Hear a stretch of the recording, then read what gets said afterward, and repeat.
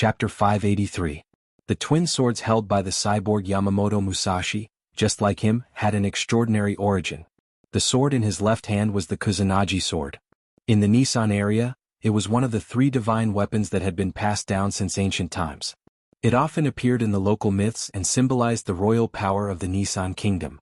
The sword in his right hand was the Tatsuka sword, which was only slightly inferior to the Kusanagi sword. This sword was almost used in the local myths of Nissan. It could be said that it was an undeniable sword of the gods. These 2 legendary swords had been kept in the National Museum of Japan for decades. Now they were the swords of the strongest swordsmen. Good swords accompanied the swordsman, so it could be said that they had made full use of them. In the battle filled with flames and smoke, along Godzilla's mountain-like body, Musashi ignored the gravity and flew upwards. He leaped high into the air, and the moment the 2 swords were unsheathed from his waist, each blossomed with a snow-white cold light. Nichiro slash. Yamamoto Musashi's twin swords fell on Godzilla's neck. With a faint flash of light, the swords tore open a cross-shaped wound on Godzilla's neck. Blood spurted out as if it was free, sprinkling on Yamamoto Musashi's body. Seeing this scene, the soldiers of Nissan were all stunned. Godzilla's tough outer skin that could withstand the bombardment of firearms and artillery shells was actually broken by a cold weapon? Yamamoto Musashi's body was bathed in Godzilla's blood, but he was indifferent. With the twin swords in his hands, he kicked and jumped on top of Godzilla's head. Then, from the top of Godzilla's head to the back, he kept slashing as he ran. Godzilla roared angrily. Unfortunately, its body was too big, so there were both advantages and disadvantages. In front of Yamamoto Musashi, its movements were clumsy and redundant. Boss. That is. Yutong's eyes flashed with silver light. Her eyes were locked on Yamamoto Musashi, as if she was analyzing it with her super-intelligent mind. That is a domain, a kendo domain, Kale said with certainty. Domain referred to the highest realm of a certain skill or talent after reaching the peak of the mastery realm. When this skill was extraordinary, it could be called a domain. It couldn't be judged by common sense and could even be comparable to special abilities. Here's an example. Could be said that Captain America had the shield bash domain. He could throw his shield from any angle and hit any number of enemies. This level had already surpassed the abilities and skills that humans could possess. The Alpha Centauri that Kale encountered before was able to injure him with just a slash of his sword with his peak human body. It already had a bit of the charm of a domain, but he had yet to fully comprehend it. As for Musashi, he had already thoroughly comprehended the field of sword principle. Therefore, each of his slashes contained the strongest force that his inhuman body could unleash, as well as the most exquisite and perfect swordsmanship. Coupled with the 2 top-notch cold weapons in his hands, he was able to cause effective damage to Godzilla. Yamamoto Musashi was as agile as a monkey. He jumped up and down on Godzilla's body, brushing past the surface of Godzilla's body, causing a large amount of blood to splash out. Soon, Godzilla's body was covered with cuts and bruises. Godzilla kept circling in place, roaring angrily, but there was nothing he could do about the official Musashi. After a protracted battle with Nissan's army, its physical strength was severely depleted. Coupled with the forced use of nuclear energy cannons that it was not very good at, its body was almost hollowed out. In any case, Godzilla was just a child that had just hatched for a day or two. A child, with a height of 50 meters, had not yet fully developed. Boss. If this goes on, the lizard monster will really die. Yutong looked at Kale, waiting for his instructions. Although Yamamoto Musashi could only cause small wounds, as the saying goes, ants can bite an elephant to death.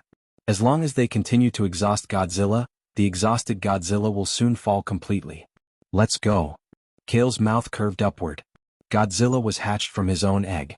Whether he wants to kill it or not, it depends on the owner. Ha! Yamamoto Musashi, covered in blood, fell from Godzilla's shoulder.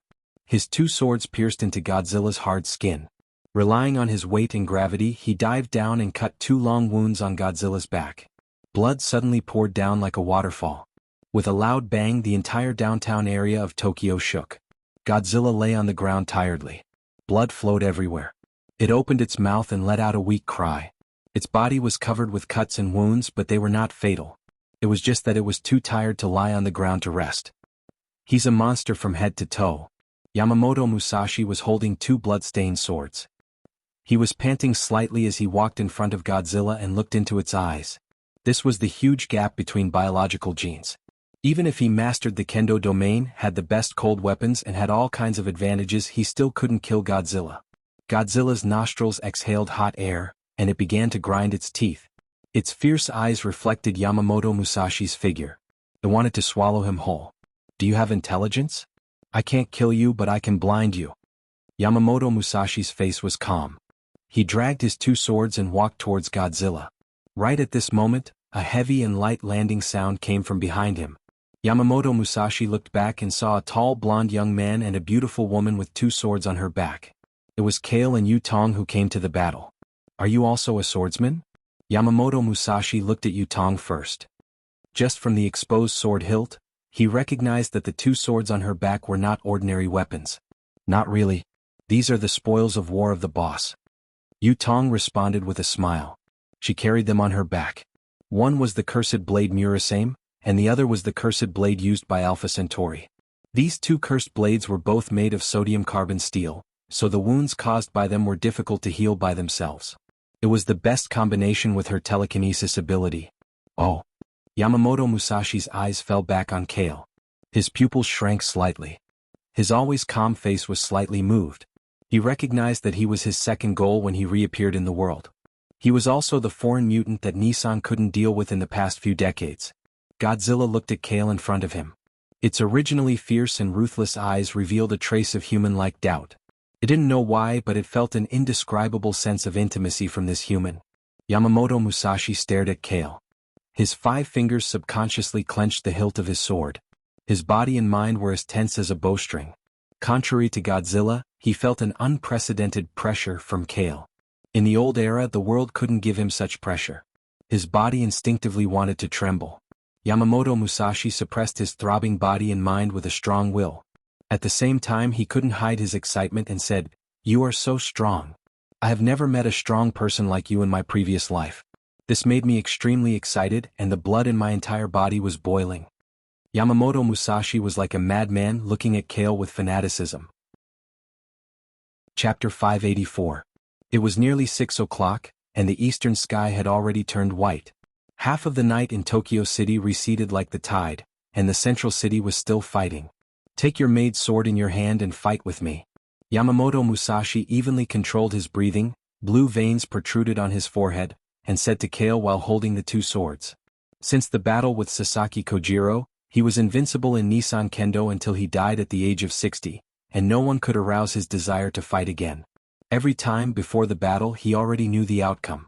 This kind of feeling was boring and tasteless.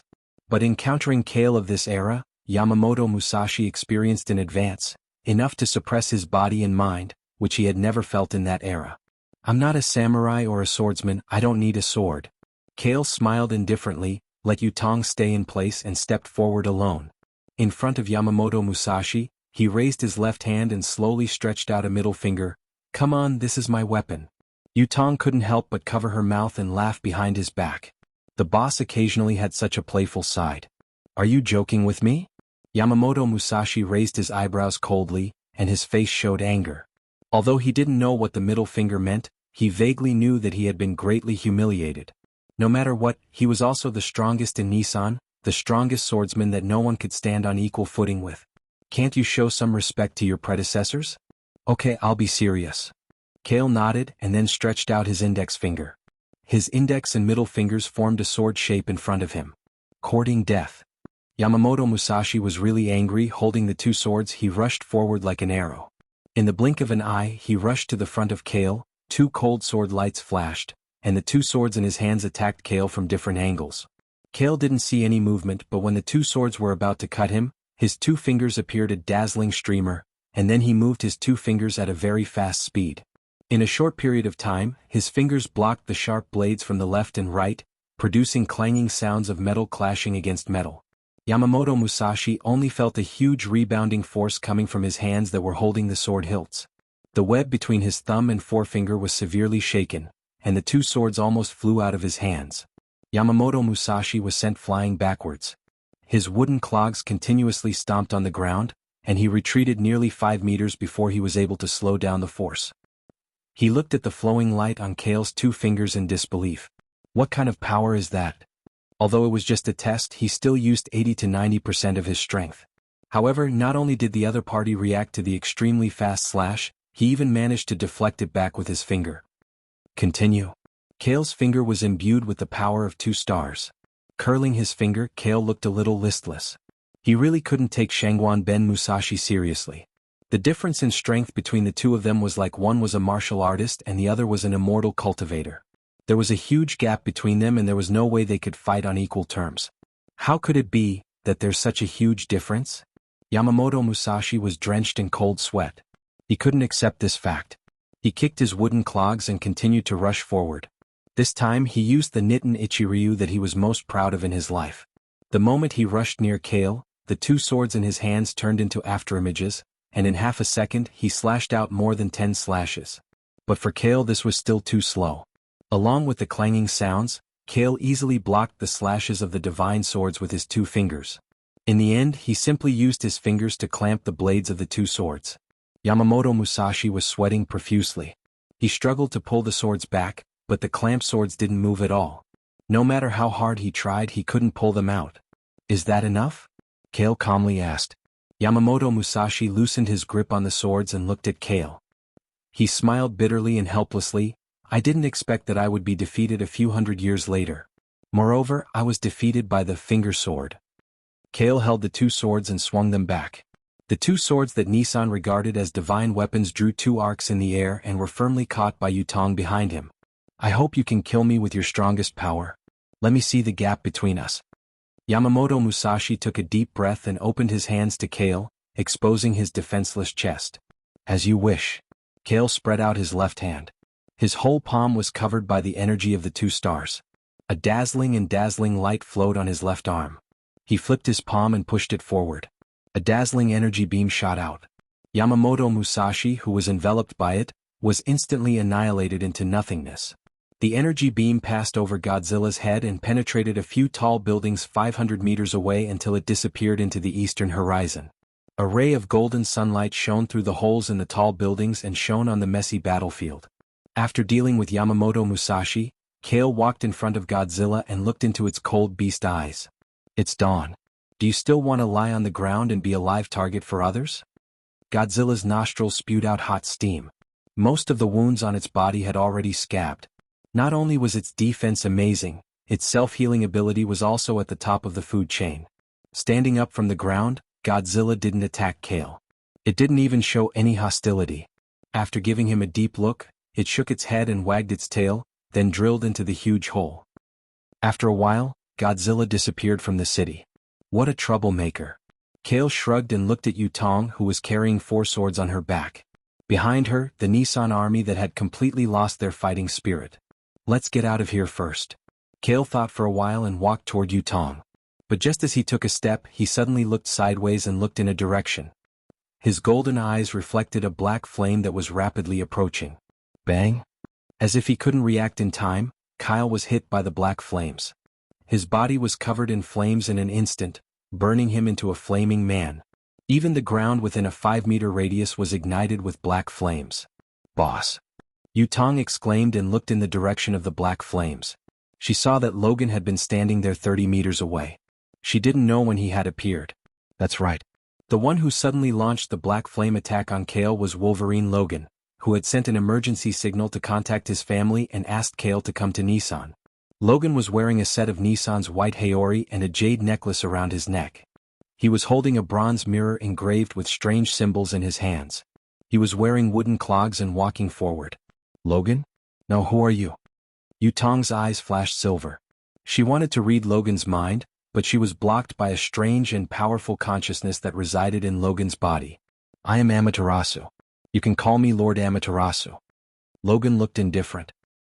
He looked at Kale, who was covered in black flame, and whispered, "Things that are illuminated by the Amaterasu's divine flame will not be extinguished. They will continue to burn. Burn to ashes like this demon sinner." Chapter 585. In the middle of the battle. Logan. No, it should be Amaterasu. He looked at Kale, who was turned into a ball of black flame by Amaterasu, with a smirk on his face. Victory was within his grasp. The black flame was different from normal flames. It was a special flame that followed a certain law. It was an eternal flame that could burn everything into ashes. Yutong was calm as if she did not care about Kale's safety at all. Now it's your turn. Amaterasu looked coldly at Yutong. Just as he was about to turn the bronze mirror in his hand, Yata no Kagami, a sentence came out from the black flame. I'm not dead yet. What? Amaterasu's face changed.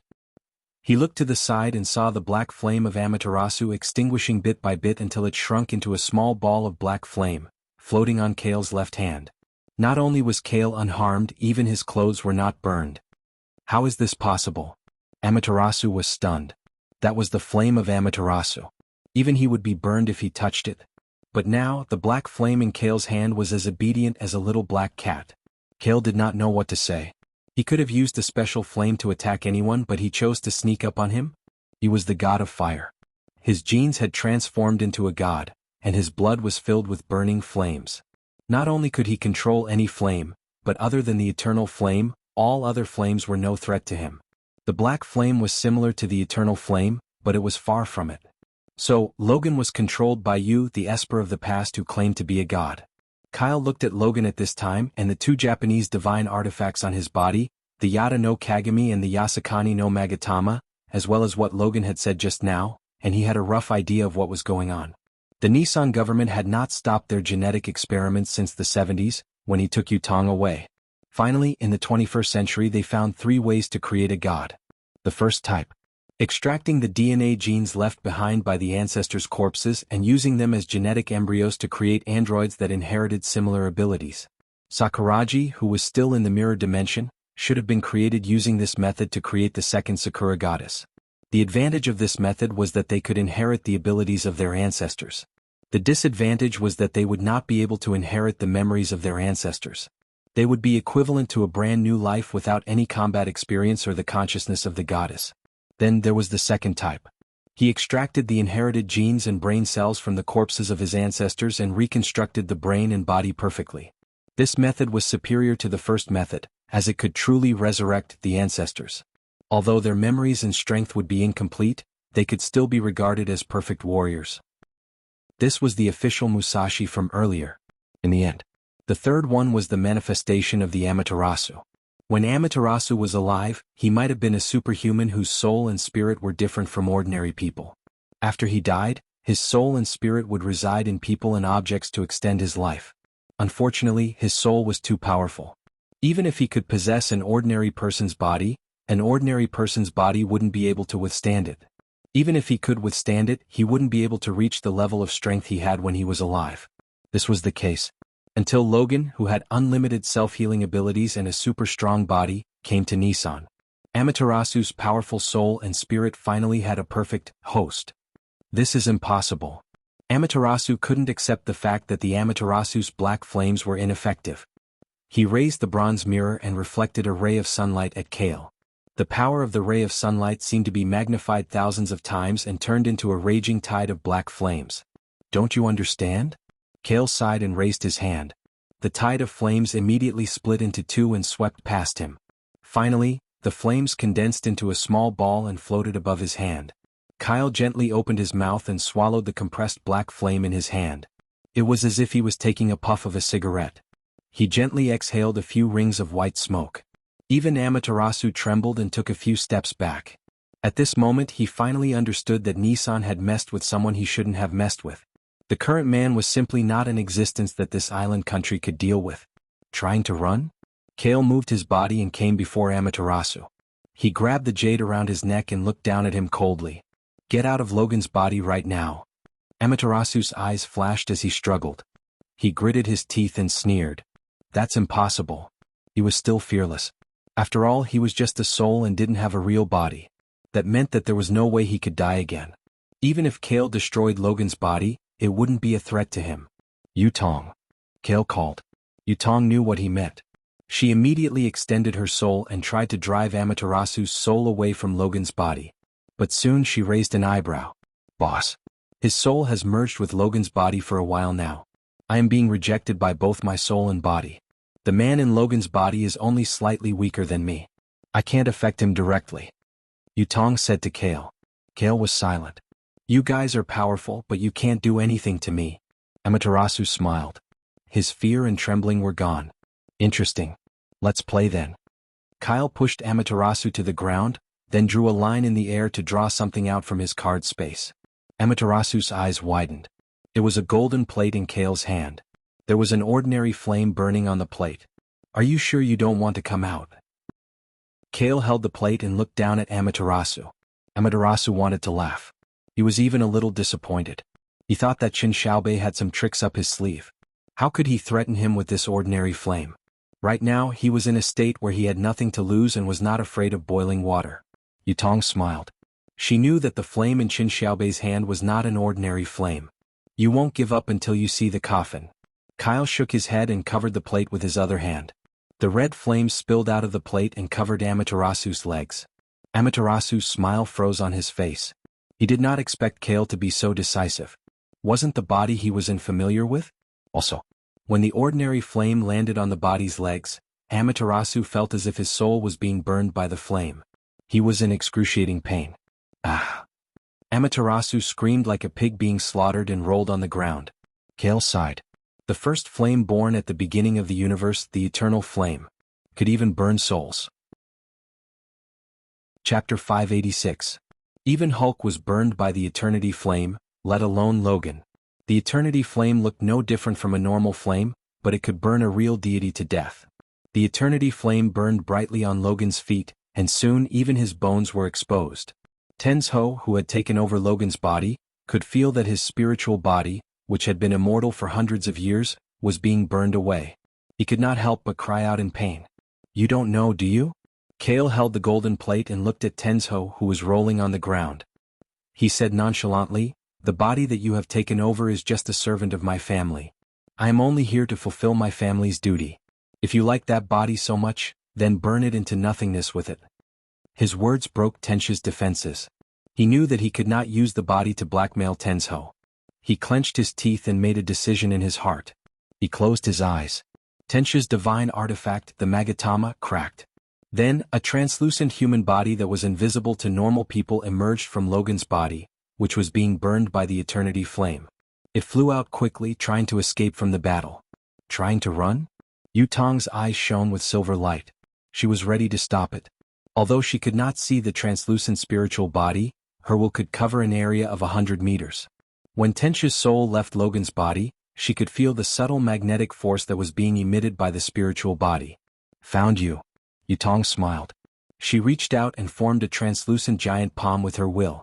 It was as if she was holding a non-existent human body in her hand. Yutong. Kale raised the golden plate. Yutong understood what he meant. She flipped the giant palm over and threw the object in her hand towards the golden plate. Ah! The eternity flame shot up 1/2 meter.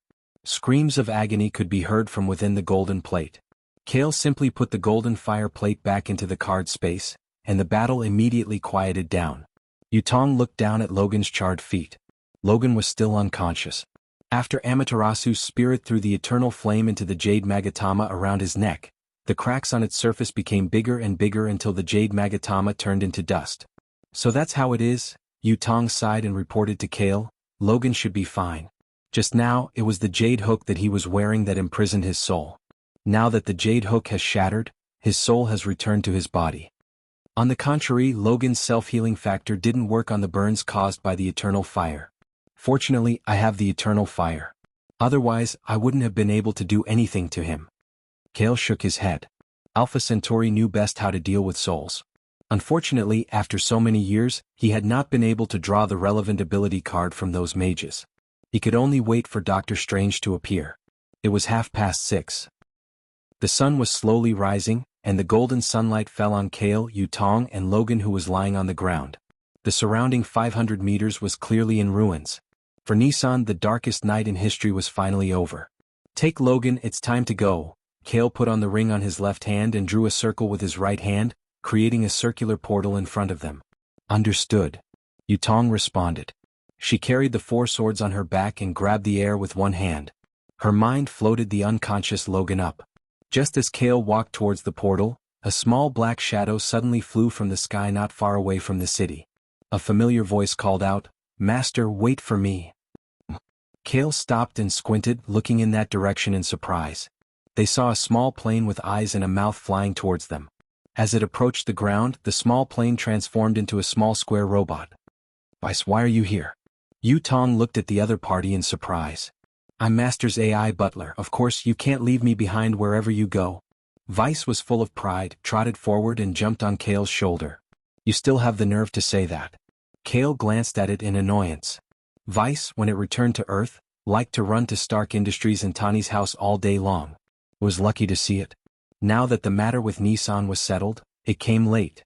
Vice touched its nose like a human and reported, Master, I have important news to report. What news?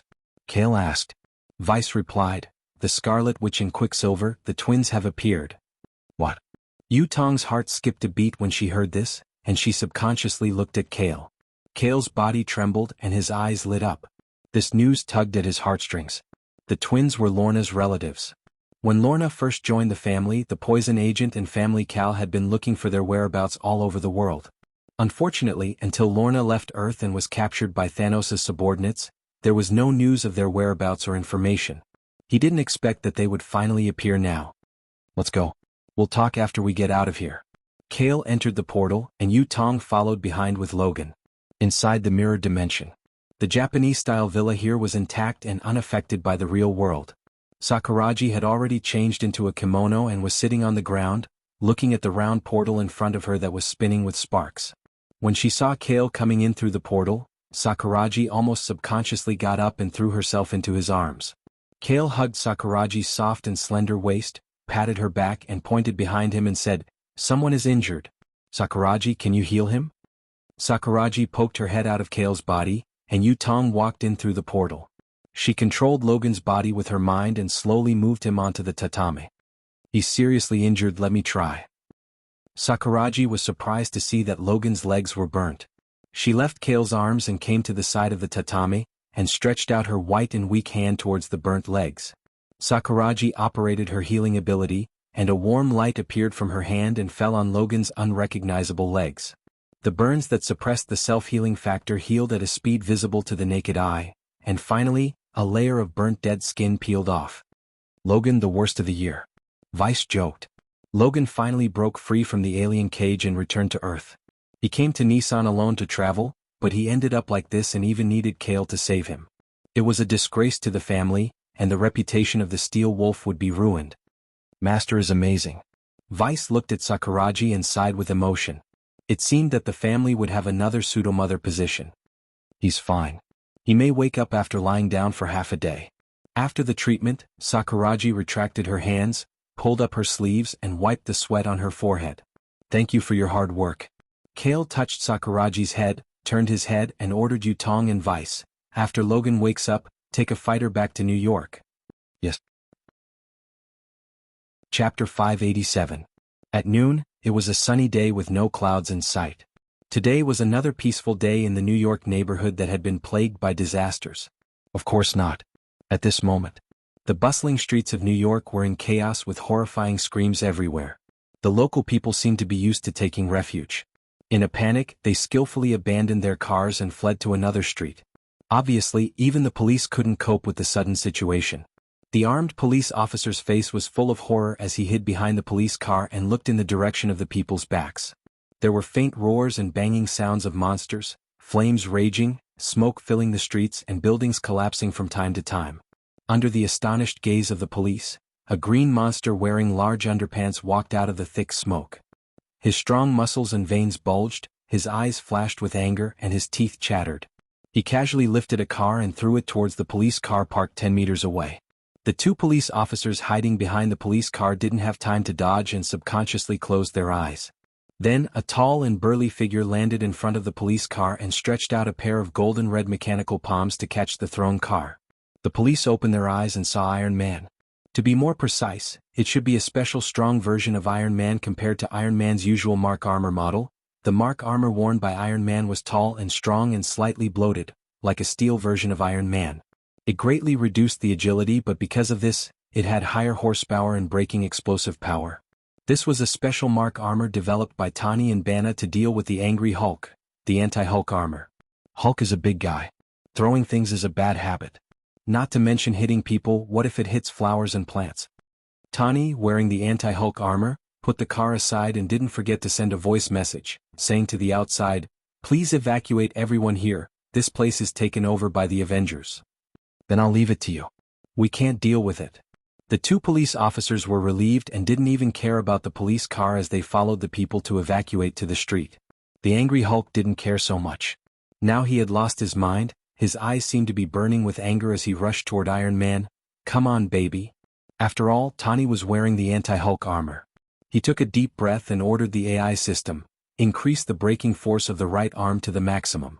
At the same time he moved his mechanical right arm slightly backward. Hulk rushed forward and punched out.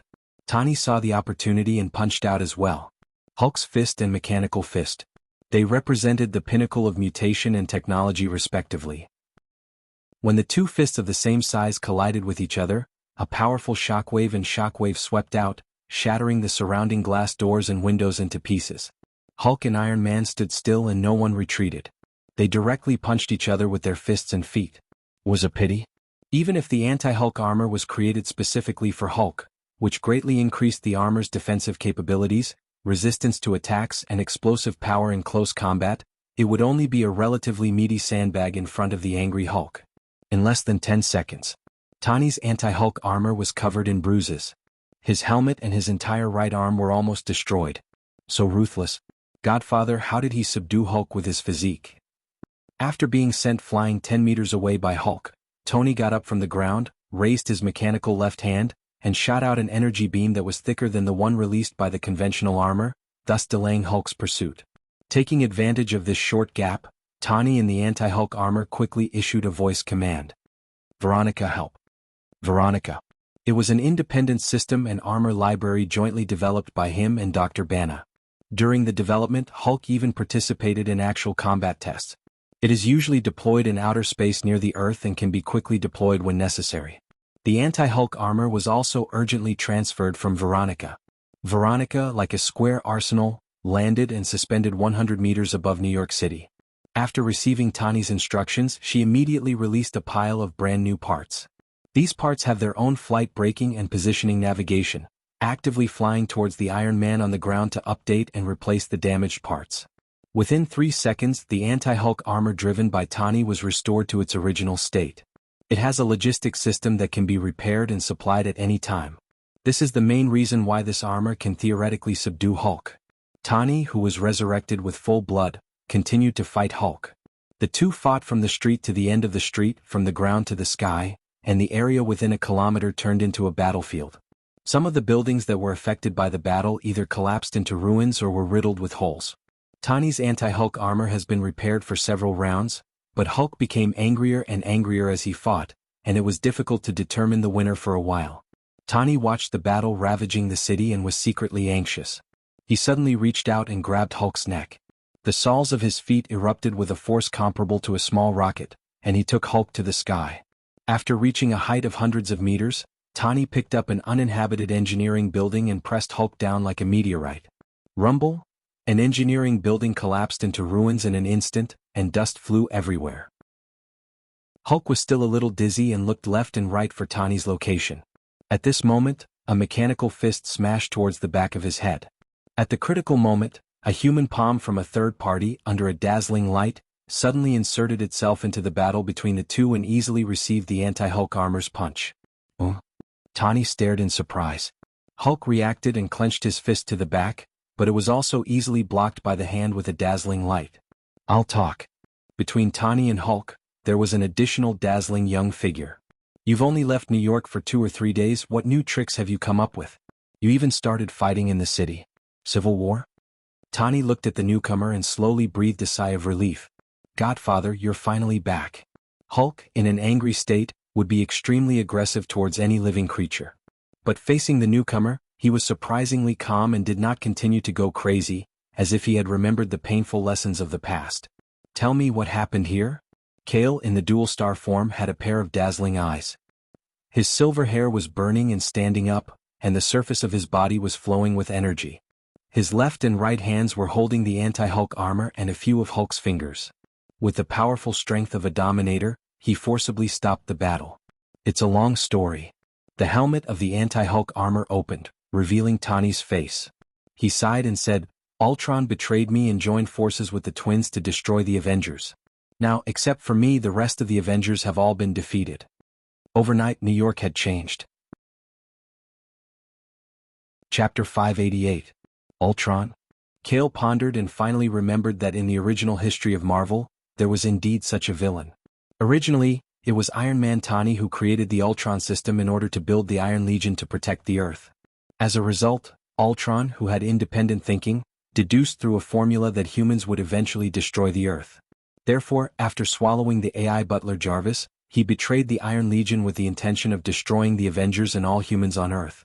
Godfather, it's my fault. I was too anxious. I wanted to discuss it with you first. Tony sighed softly. You're not a child. Cale shook his head and released Tony's mechanical hand. You have your own judgment. You don't have to ask me for my opinion. If you made a mistake this time, you can fix it. No one can make the right decision every time without experiencing failure. But Godfather, you can. Tony looked at Cale seriously. He sighed in his heart. Sure enough, even if he kept chasing desperately, he would never be able to reach the height of Godfather. Cale was non-committal. He was a time traveler and knew some things and mysteries in advance. It was really difficult to go the wrong way. Hulk, aren't you going to sleep?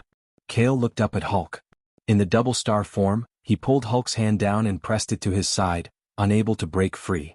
The anger in Hulk's eyes hadn't faded, but his subconscious told him that he couldn't beat Cale in front of him.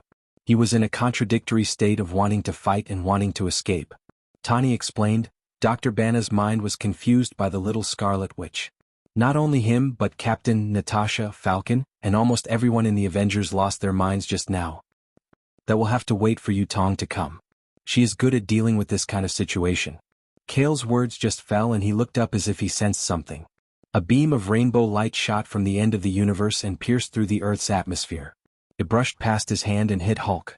Tony subconsciously took a few steps back. Then, he saw a handsome man with a hammer in his hand and a red cloak fluttering in the wind. It was Thor, who had been busy fighting all over the 9 realms recently. Thor, what brings you here? Cale looked at Thor, who appeared in front of him. Ever since the Celestial Convergence incident, the two of them had not drunk together for a long time. It's Heimdall. He saw the abnormal situation on Earth. It just so happens that the dispute between the 9 realms is almost settled, so I came to see if I can help. Thor glanced at the chaotic city streets and shrugged. It seems so. You came at the right time. Tony looked down and stared at Thor's feet. Cale deactivated his double star form and also used his finger to signal Thor's feet. Thor looked down and realized that he was standing on Hulk's broad back. Hulk had already fainted and was lying on the ground with his arms and legs spread out. There was a special round pattern of the rainbow bridge on his back and it was emitting a faint fragrance of meat. Sorry. A few drops of cold sweat appeared on Thor's forehead as he hurriedly jumped off Hulk. He did not want to experience the feeling of being grabbed by Hulk and being smashed around on the ground like his brother. The clouds were broken by an invisible Eagle fighter jet. The fighter jet flew toward the city where Cale and the others were and slowly descended. The deck at the back opened and Yutong was standing on the edge waiting for orders.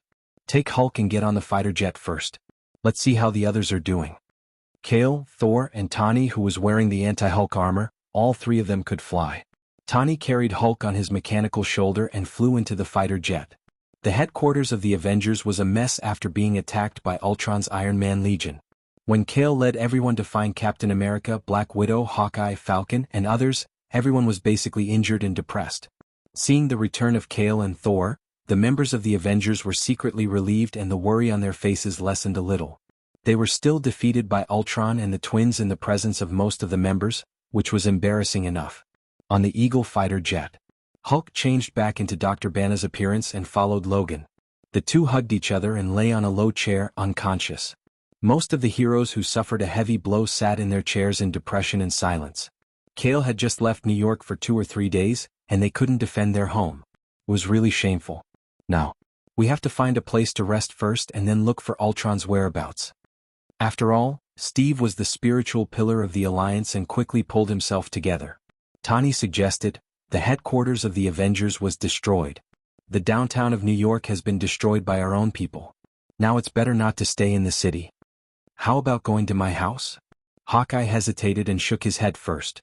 After all, there were too many people on the plane and Cale and others were present. He couldn't entertain them all. Well, I'll take you to a place. In the end, it was Kale who spoke and attracted the attention of the heroes. Kale sat in the driver's seat, holding Sakura-ji, who had a floral fragrance, and asked Yutong, who was waiting next to him, "Is that okay?" Yutong understood tacitly. She smiled delicately and said, "Boss, it's fine. It's no problem at all. You haven't been back there for a while." "Okay." Kale nodded and gave the order. "Vice, return to the family headquarters." "Yes, master." Vice, who was integrated with the Eagle, maneuvered the plane away from New York, away from the inland, and flew rapidly in the direction of the Atlantic Ocean. After a while, the Eagle came to the hinterland of the Atlantic Ocean and lowered its altitude. A giant iceberg floating on the sea appeared in front of the windshield. "That's Family Cal's headquarters?" The heroes of the Avengers looked at each other. Only Tani smiled knowingly. Family Cal's headquarters was planned and built by his father in the past. He knew some of its ultra-modern functions. For example, the current projection camouflage that looked like the real thing. The Eagle locked onto the giant iceberg and crashed into it. Under the exclamations of Steve and the others, the plane passed through a projection membrane and entered the real Family Cal's headquarters. Reflected in front of them was a huge island. The island had forests, waterfalls, lakes, and a sea of flowers. In the center of the island, which was also the peak of the mountain, sat a circular fortress. Under the sunlight, it reflected a unique silver metallic luster. "That's vibranium. A base fortress made of vibranium." Steve smiled bitterly. Just as the Eagle fighter entered the island's airspace, a loud clatter of hooves rang out. A black horse with black flames on its back, carrying a creature that resembled Hulk but was wrapped in green flames and iron chains, blocked the front of the fighter. Chapter 589. It was a strong giant covered in green flames, with chains the size of bowls wrapped around its body. It was riding on a black flame horse and holding a broken axe in its hand. When it appeared in the air in front of the Eagle mech, a terrifying pressure spread outwards. "What the hell is that?" Thor held the Thor hammer tightly. His body and mind were tense like never before. He stared at the mysterious creature outside the windshield in bewilderment. He sensed a creepy aura from the creature. He had goosebumps all over his body. The creature that was blocking the fighter had the ability to kill gods. Thor, who had been on the battlefield for a long time, did not doubt this. Even he was not confident that he could defeat this creature. "Hellfire. Get out of the way. The owner of the fighter is here," the Vice who was piloting the fighter reminded. Hearing the Vice voice, Hellfire did not respond. The black flame horse immediately raised its front hooves and neighed happily at the fighter. The horse's loud hooves echoed in the base as if it was welcoming Kale's arrival. Many young boys and girls who were training on the island raised their heads in surprise and looked at the black flame horse that was neighing non-stop in the air. "What does that black horse want?" "Don't mention it. It kicked me the last time." My butt is still branded with the horse's hoof print. These children were obviously used to being bullied by the black flame horse. They gritted their teeth when they talked about it. They wanted to stew it. Unfortunately, they were no match for that horse even if they worked together. On the open-air training ground of Dragon Turtle Island. Among this group of young children, there was also a white-haired old coach.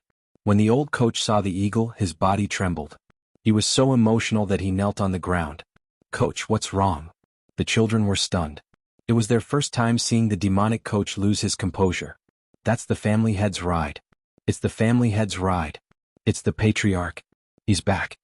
The old coach's eyes were filled with tears. He was from the first batch of trainees. He was also recruited by Lucy from the orphanage during World War II. Their loyalty to Family Cal was incomparable to that of the previous K2 Institute. The first batch of apprentices were now at least 80 years old. Most of them were scattered all over the world, forming their own subordinate organizations and families. Only he and a few old apprentices continued to stay at the headquarter base, serving as instructors to train the new apprentices. In their hearts, Kale was the only true god in the world. Now, the first batch of apprentices were getting old, and Master Kale's lifespan was endless. The last time he returned to the base was a few years ago. They didn't know how long they could secretly protect Kale's Family Cal. But no matter what, as long as Kale was around, Family Cal was the strongest force on Earth. "The Patriarch is back?" The children who were training were stunned for a moment, unable to hide their excitement. Then they followed the old instructor and knelt on the ground, facing the direction of the fighter jet, showing their utmost respect and loyalty. On the Eagle fighter jet, Kale patted Thor's shoulder, blinked and said, Relax, that's just something I created. It's just a gatekeeper here. Hellfire pulled back the metal chain that it was holding onto. The black flame horse immediately understood and stepped aside, following beside the eagle mech. That's a gatekeeper? Thor's mouth twitched slightly. If it was in the Divine Dominion, he could guarantee that Hellfire could be a divine general, leading the Divine Dominion soldiers to suppress the turmoil in the Nine Realms. After the brief interlude of Hellfire's appearance, the Eagle fighter jet continued to fly toward the base fortress. The Lord God system, the AI, butler of the base, immediately communicated with the Vice. The top dome of the fortress, made of vibrating metal, rotated and opened up a hole that led to the inside. The Eagle fighter jet descended vertically into the hole, entered the fortress and arrived at the spacious underground hangar. The rear cabin opened. When Kale walked out with the people in the cabin, the walls around the hangar lit up. Countless small flying devices flew out and scanned the fighter jet and the people who came out. "Welcome back, Master Kale." The loud mechanical voice resounded in the basement. The members of the Avengers, including Thor and Tani, were all amazed by the interior of the fortress. There were camouflage projections outside, anti-air defense energy nets, and even the fortress inside was made of vibrating metal. There was even an AI system in charge of security. This was simply one of the most stable military fortresses on Earth. You don't know, right? Don't think that this is an island. In fact, this is the back of a turtle-like creature. It can move on the sea at any time. Tani was excited. He knew a lot of inside information about the Dragon Turtle Island. These were all told by his father, Howard. The island fortress here is a research studio, a training base and a family meeting place. It's a real combat platform. There's still more. Yutong held Kale's arm and smiled at Tani. You don't know about this, right? Was it modified later? Tani's eyes lit up. He couldn't wait to see it. Kale smiled. While hugging Sakuragi, he snapped his fingers and ordered softly, "Vice, open the door to the top." Understood. The main god system quickly responded. Then, next to the underground hangar, a mechanical mechanism opened, and a strange door rose up. That was the door that Kale had built a long time ago. It made use of the mysteries of the Ancient One to connect to a magic door in another place forever. Banna and Logan stay on the fighter. The main god system will send someone to take care of them. I'll take you guys up to have a look. Kale, Sakuragi, and Yutong took the lead and walked toward the door. The heroes of the Avengers followed. After crossing the door, everyone came to the main control hall of the helicarrier. At this time, the helicarrier was still floating at an altitude of 10,000 meters. Below it was the blue sea, and directly below it was the iceberg disguised as Dragon Turtle Island. Isn't this SHLD's helicarrier? Steve was shocked. One of the helicarriers was sunk when he fought with Baki. His memory of it was still fresh. He didn't expect the other one to be here. Yutong nodded and said, "Yes. It has been floating at an altitude for several years. It was originally the residence of Superman Caesar when he was young. Now it's the middle military fortress of Family Cal's headquarters." The middle? There won't be more, right? Natasha caught the key information. Although she belonged to Family Cal, she hadn't returned to the headquarters for a long time. She didn't know what had changed at home. Is that one right? Yutong. Kale's heart moved. He looked at Yutong next to him. Even he was a little expectant. Is it finally built? Yes. Under your orders, Family Cal raised funds to build it secretly. After a few years, it was completed a week ago. It's just that I haven't told you yet. Yutong smiled and glanced at the heroes of the Avengers. She said confidently, "What you see next will definitely give you a shock." Chapter 590. About 22,300 kilometers above the Earth, located in the geosynchronous orbit, was the edge of the silent outer space. It was like a boundary that was difficult to reach. Further out was the unknown space that humans could not specifically explore. Only scattered small satellites orbited back and forth around the Earth. The sun sent the grace of sunlight to the Earth from even further away. When a few rays of sunlight swept past an area at the edge of outer space, it seemed to be isolated by a transparent object. It slowed down the speed of light transmission slightly and continued to cast light from another area to the Earth. If someone could come close to the edge of the Earth's outer space, they would definitely be able to see that the almost transparent area faintly revealed a tower-shaped giant space station base. The existence of this base was completely secret. The superpowers on Earth had no idea that such an ultra-modern technological creation existed under the eyes of their own satellites and space stations. This is the space base of Family Cal's fortress, the Watchtower. When Yu Tong led Kale and the others through the door, on the helicarrier and transferred to the main hall of the outer space base. Through the 3 windshields, they could see the moon in front of them, as well as the vast universe dotted with stars and twinkling light. This is too exaggerated. The group of superheroes was completely stunned this time. They stood on the smooth and large steel floor and looked at the extremely advanced equipment in the main hall. Projection technology, krypton energy, artificial intelligence systems, and advanced artificial mechanical combat forces could be seen everywhere. They, who had seen a lot, looked like country bumpkins who were entering the city for the first time. This is all done according to boss's request. With a smile, Yu Tong stepped forward and gave everyone a detailed tour. She explained with a smile, to build this space base, almost all of Family Cal's connections and money were gathered. It took nearly 3 years.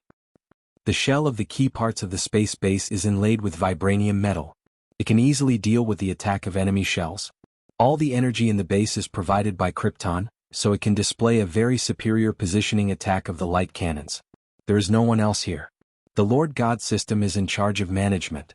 The artificial mechanical assistants are in charge of the various areas as manpower to ensure that the space base can operate normally. Hearing this, even Tani shook his head. How extravagant. Putting aside the expensive vibranium and building materials, just the amount of krypton energy that this base consumed in a day was enough to satisfy the energy needs of a small city. But the Family Cal was rich. Even Stark Industries was just one of Family Cal's subsidiary companies. Money was just an insignificant number to Family Cal. The most important thing is this. Yu Tong clapped her hands, and the main god system immediately understood and placed the blue 3D projection of Earth in the center of the main hall. The projection of the Earth was still revolving in real time. At the same time, countless tiny blue rays of light emerged from the map of the Earth and weaved into countless nets in the air. It was enough to make people with trypophobia panic. Wireless signal? Tani narrowed his eyes and saw through the trick at a glance. That's right. Yu Tong nodded and continued, the entire space base is equivalent to a signal tower. When the Lord God system is operating here, it can collect and monitor all the electronic information on Earth and analyze and process all the information at the same time. Outside, it can detect the area 10 light-years away. If a foreign enemy invades Earth, it can detect it immediately and feed it back to the unnatural firm in New York. Amazing. Captain America Steve didn't know what to say except for being amazed. This place simply refreshed his worldview as a World War II veteran. Yu Tong finally concluded, this is the space base of Family Cal's headquarters, the helicopter carrier at an altitude of 10,000 meters, and the Dragon Turtle Island at sea level. The 3 positions are connected in a line and have doors to connect with each other. Resources, intelligence, and combat power are all shared. It is a defensive measure specially reserved for the invasion of foreign enemies. If Director Nick came here, he would be crazy with joy. Natasha's mouth twitched. This space base was simply the Earth's defense line that Director Nick had always dreamed of. Indeed. If I had known that Godfather had a backup plan like this, I might not have thought of building Ultron. Even Tani, the top engineer on Earth, was amazed when he saw the base built on such a scale, let alone other people. I should say that it is indeed a symbol of peace. Seeing this, I suddenly feel a little disgusted with the S.H.L.D. base. Falcon and Hawkeye, the 2 heroes, sighed with emotion. The S.H.L.D. base compared with this place was like the difference between a slum building and a 5-star building. Kale was surrounded by a pile of words of praise and admiration. He touched his nose without a trace. In fact, he just casually mentioned it to Yu Tong at the beginning. He didn't expect that Yu Tong not only remembered it but also spent energy to complete it. The result of the completion of the current watchtower was no less than his original theory. It was worthy of being the first defense line on Earth. This was all thanks to Yu Tong. Kale coughed and changed the subject. Now that it is built, let's use this place to find the location of Ultron and the twins. Yu Tong blinked and said charmingly and wittily, Boss. Don't worry, there is still a completion ceremony. Completion ceremony? Kale was stunned. Then he saw that the main god system suddenly opened a gap in the ceiling of the main hall of the base. There was a passage that led directly to the end of the watchtower base. At the top of the tower, which was outside the space, there was a luxurious golden chair. Seeing the chair, Kale seemed to understand something. He transformed into his double-star form. After his body was shrouded in colorful energy, he stepped lightly and swept a distance of 100 meters along the passage in an instant.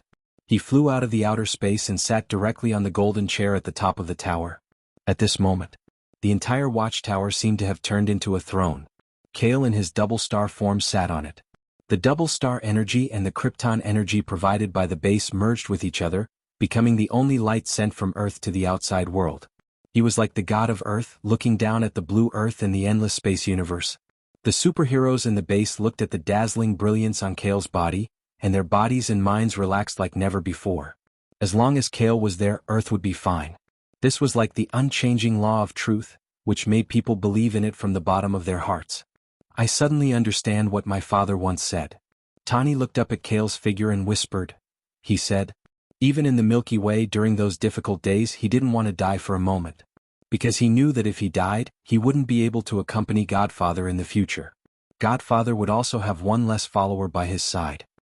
Imagine.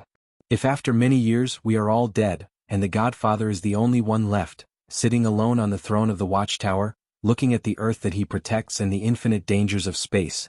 I don't even dare to imagine that scene. None of the heroes in the main hall of the base spoke. Even Thor, who had lived for 10,000 years, didn't refute. Chapter 591. The lifespan of the god race was measured in thousands. Their genetic strength and potential were at the top of the universe.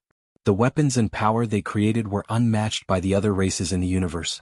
Thor used to think that as long as his father was there, the position of the god realm as the leader of the 9 realms would not be shaken by any force. It was true for thousands of years. Odin had never lost to anyone until he was old and lost to himself. The god realm was invaded by enemies. Thor realized that he was about to sit on the throne of the god realm that he had always dreamed of. When he was young, Thor thought that the throne of the god realm was full of glory. Now he gradually understood that the throne was just an invisible chain. Once a person sat on the throne, their every move had to be carefully considered. They had to shoulder the burden of the peace of the 9 realms alone and walk into the future. Live well and enjoy the present. No one can say for sure what will happen in the future. I just hope that I can ask Kale to drink with him from time to time. Thor smiled and inadvertently set a flag. My wedding with Little Pepper is also in preparation. If I can't accompany Godfather in the future, I still have children and grandchildren. Tani blinked and casually announced himself. It was an important piece of news that was enough to make the world's media go crazy. I can be the best man. Steve livened up the heavy atmosphere. Forget it. You'll be sitting at the same table as my father. Tani laughed. Yutong took a deep breath and said firmly, don't worry. I will always be by the boss's side, now and in the future. I won't let him walk alone. When Kale came down from the watchtower and returned to the main hall of the base, he found that the heavy expression on everyone's faces had not faded away. It was as if they had just talked about a very serious topic. What's wrong? Kale looked at Yutong, Steve, Tani and the others in surprise. Nothing. We were just talking about what to eat for dinner. Steve walked forward and patted Kale's shoulder. Ahem, that's right. It's mainly because Professor Banna's skin is almost cooked. The meat is so fragrant. I can't wait to eat it on the fighter plane. The Avengers faced Kale and quickly followed up with Steve's words. Really? Kale scanned the crowd suspiciously. Finally his eyes fell on Yutong and Ingji. Yutong would never lie to him. Ingji, a young girl, didn't know what a lie was. Kale, just as Sakuragi was about to say something, Yutong hurriedly took her arm and conveyed a message with her mind. Sakuragi's white face instantly turned red. She bit her cherry-like lips and stole a glance at Kale. Then she didn't say anything. Kale was even more confused. Yutong urged, that's enough. Boss, it's time to use the watchtower and the main god system to find out where Ultron and the others are. After all, Ultron is also a top-notch technological creation. It even took away the Iron Legion.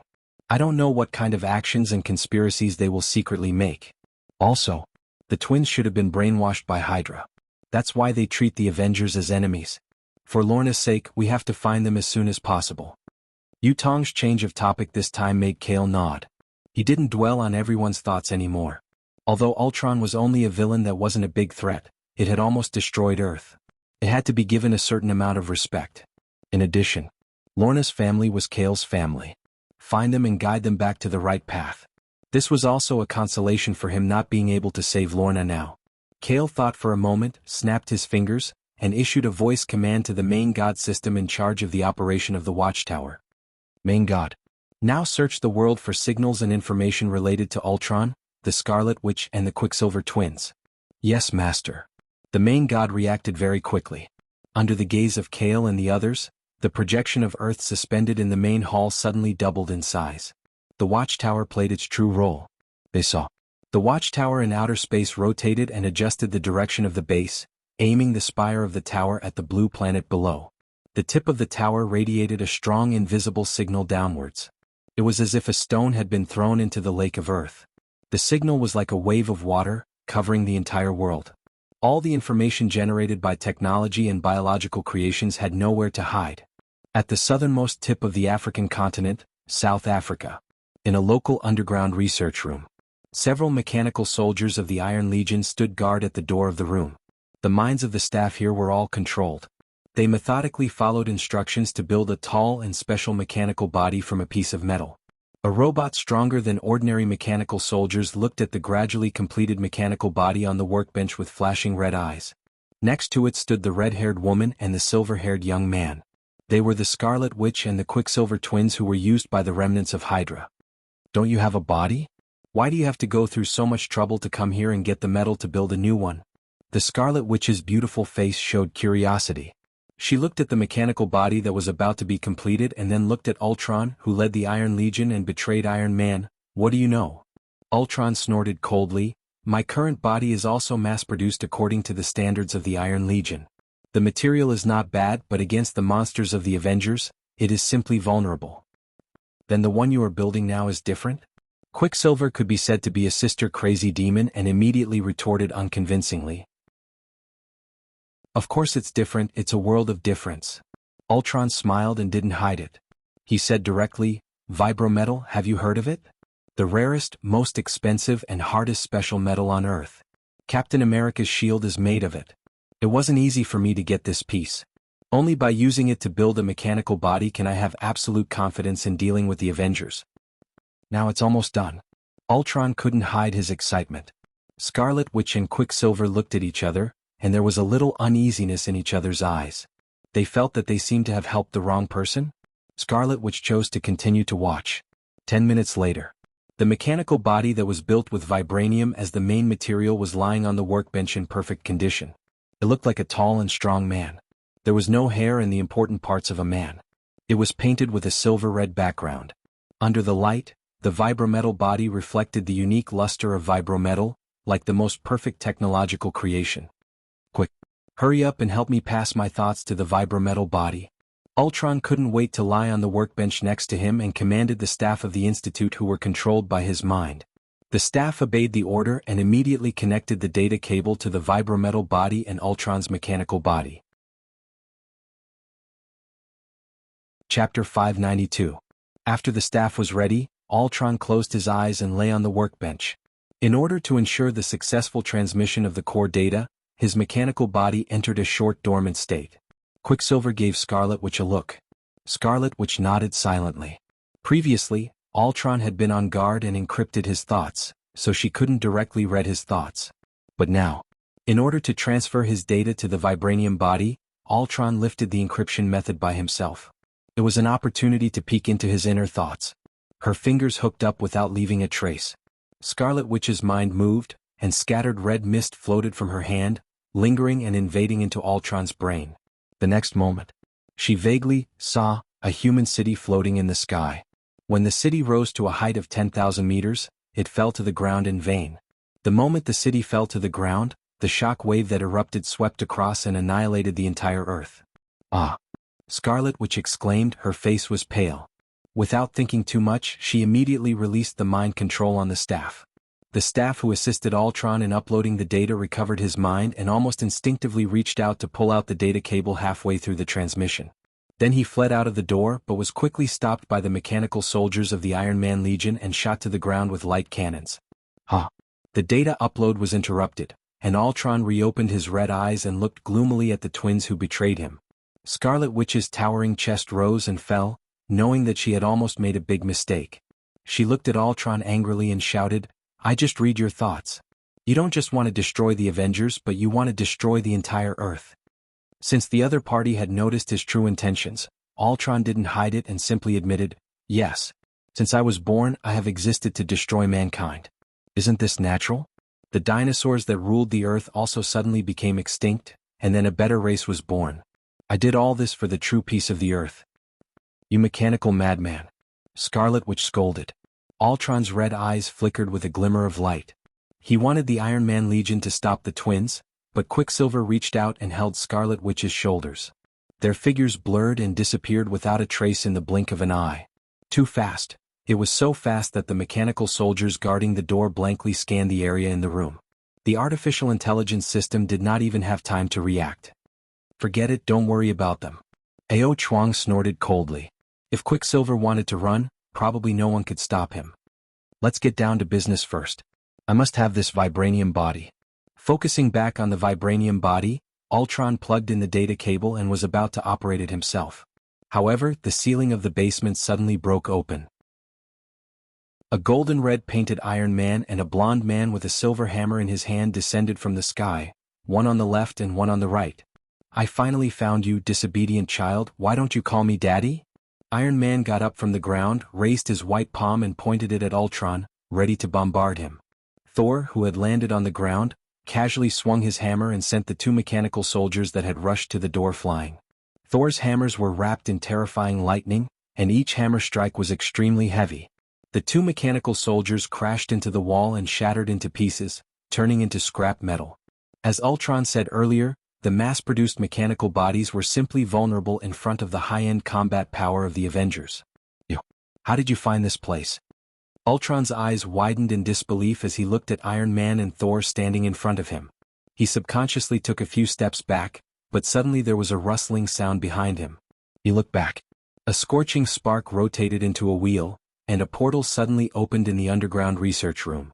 From the inner light, Yu Tong, carrying 4 swords on her back, walked out first, followed by Captain America with a shield in his hand, Hawkeye with an enhanced bow and a special arrow, Falcon with a pair of mechanical wings, and Black Widow in a cool black uniform.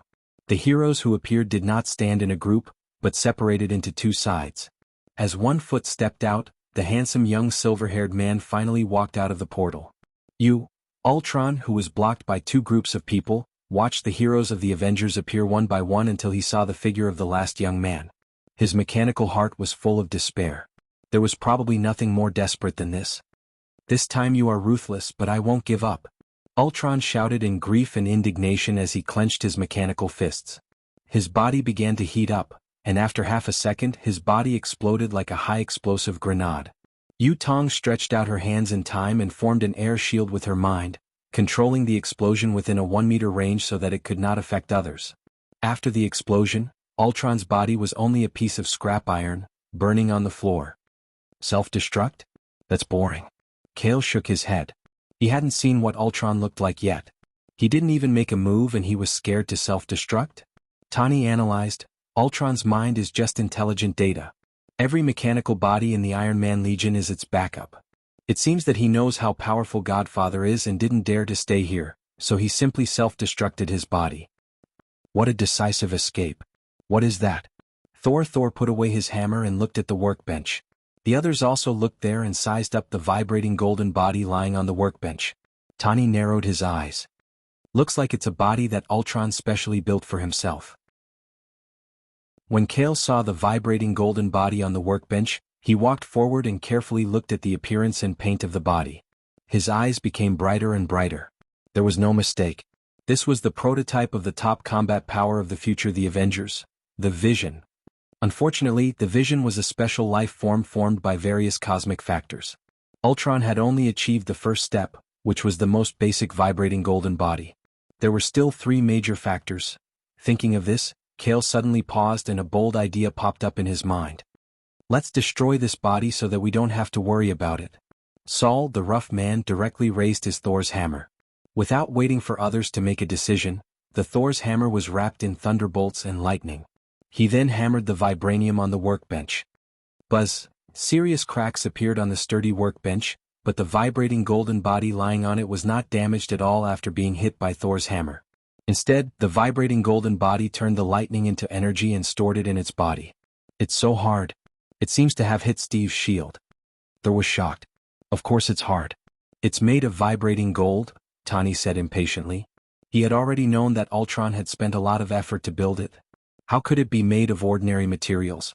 But wasn't vibrating gold extinct in the world? The only piece was made into Captain America's shield. How come there was still some left in South Africa? Let me do it. Kale walked to the workbench and reached out a finger. The energy of 2 stars appeared on the tip of his finger. He pressed his finger between the eyebrows of the vibrating golden body. Under the corrosion of the energy of 2 stars, the forehead of the vibrating golden body collapsed and soon formed a dent in the shape of a finger.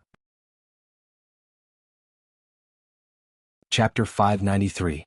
As expected of Godfather, he can even destroy vibranium. Tawny sighed. Just when Tawny and the others thought that Kale was going to completely destroy the vibranium body in one go, Kale retracted his fingers, and the dual-star energy at his fingertips gradually extinguished. What's wrong, Kale? Steve raised his eyebrows and asked the question that everyone was wondering. Kale exhaled softly and pondered, it's a bit of a waste to destroy this vibranium body. Everyone was silent. You also know about waste? You used vibranium to build the family base and Krypton as your common energy source. But it's useless for us to keep it now. If we let Ultron go back again it will be difficult, Tawny said. Who said it's useless? Kale glanced at Tawny, thought for a moment and asked Yutong, that thing, have you always been carrying it with you? Yutong was stunned for a moment and immediately understood what Kale was referring to. She nodded and reached out to pull out the gemstone necklace she had been wearing from her fair and delicate collarbone. A small box was hanging from the ordinary silver chain. Yutong gently opened the box's secret compartment with her mind, and as a few shocking beams of light overflowed, revealing the infinity stone that was glowing yellow inside. That's. The members of the Avengers felt a strong sense of familiarity, as if they had seen this thing somewhere before. Of course they had seen it before. Previously, this gem was inlaid in the staff held by Loki, and their minds were bewitched by it. However, it was later swallowed by Kale's clone, Superman Caesar.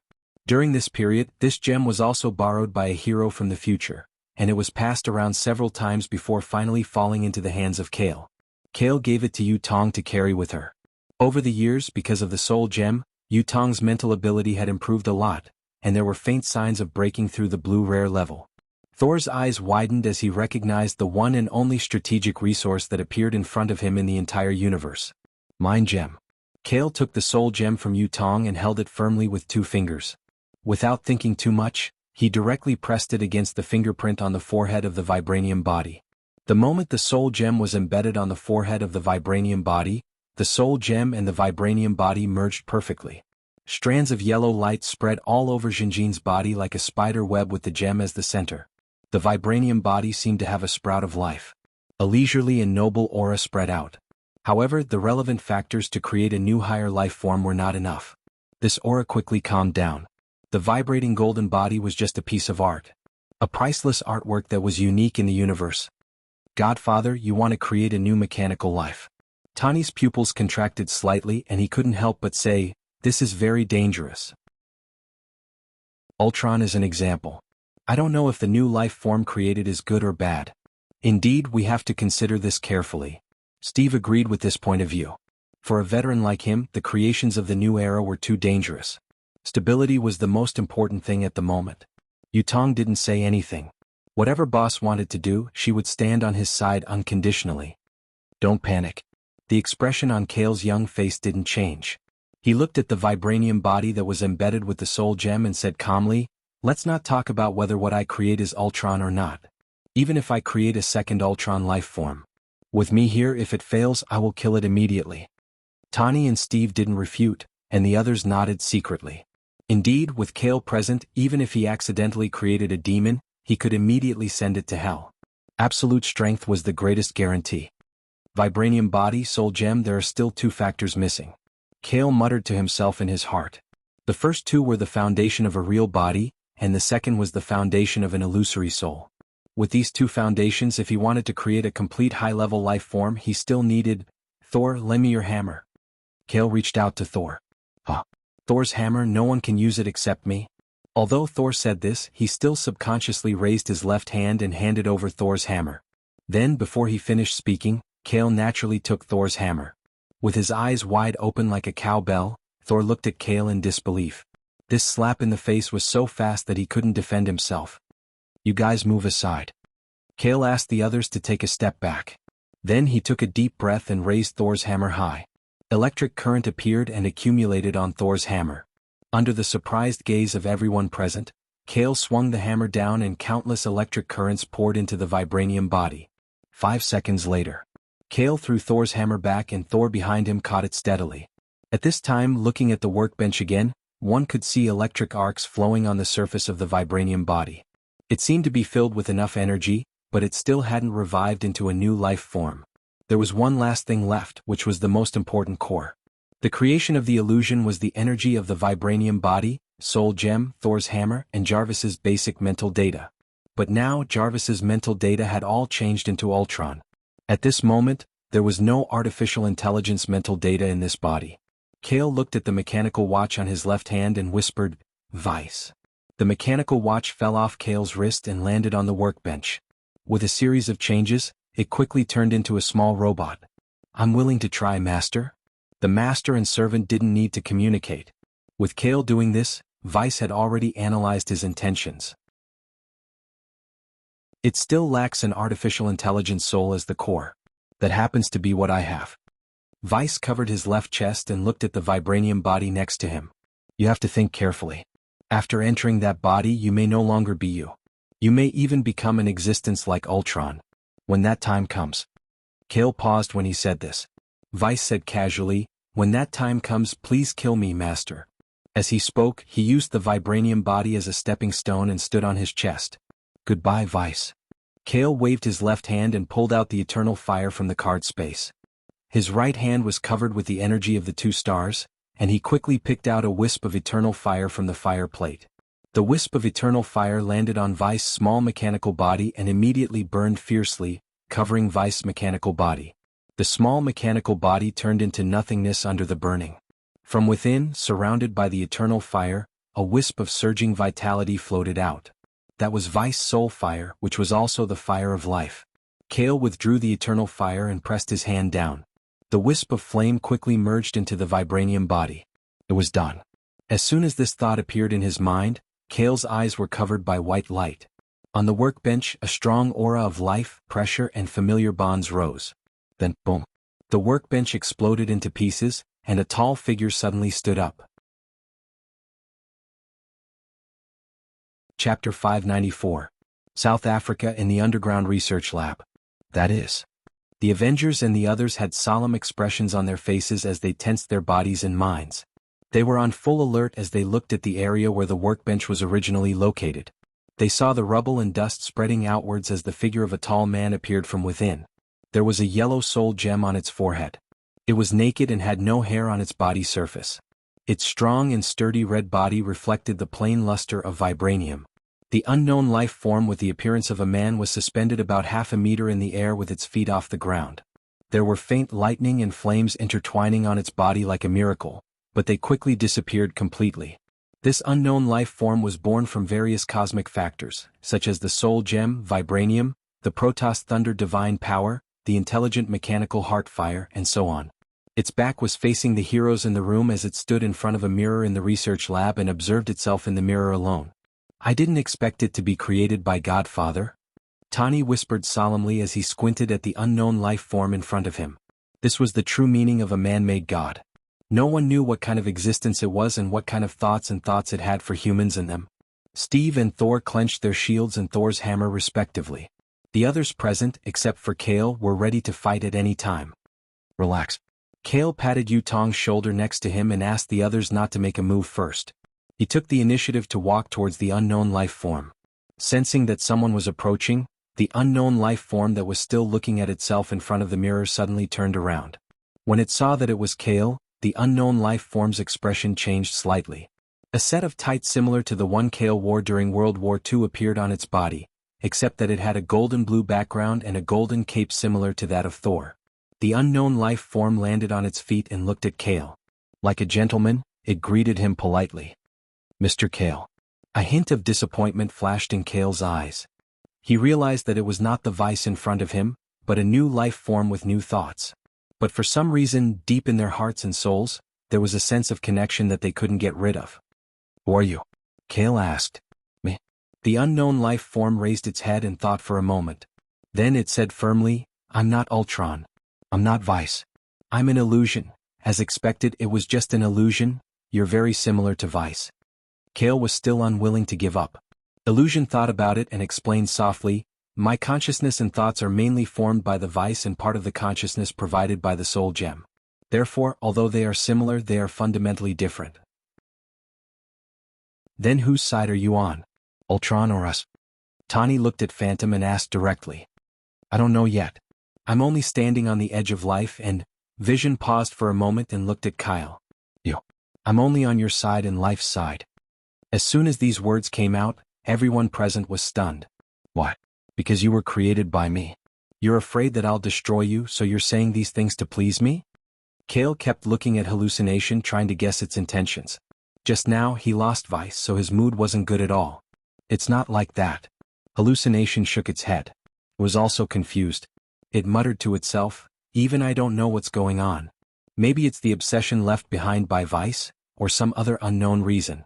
It's almost instinctive. I can't be your enemy and I can't have any hostility toward you. I even want to follow in your footsteps. This is the meaning of my current existence. Kale's eyes lit up. If he guessed correctly, this was the system's restriction. Even if it was a completely new life form, because it was formed with Vice as the foundation, it still couldn't escape the system's master-servant restriction? The card-drawing system's rules and mysteries were greater than the infinite rules that created this Marvel universe? If this was the case, did it mean that Vice still had the possibility of awakening? Kale fell into deep thought. Hallucination glanced at the others in the field, especially Tani, Steve, and Thor, who were extremely vigilant.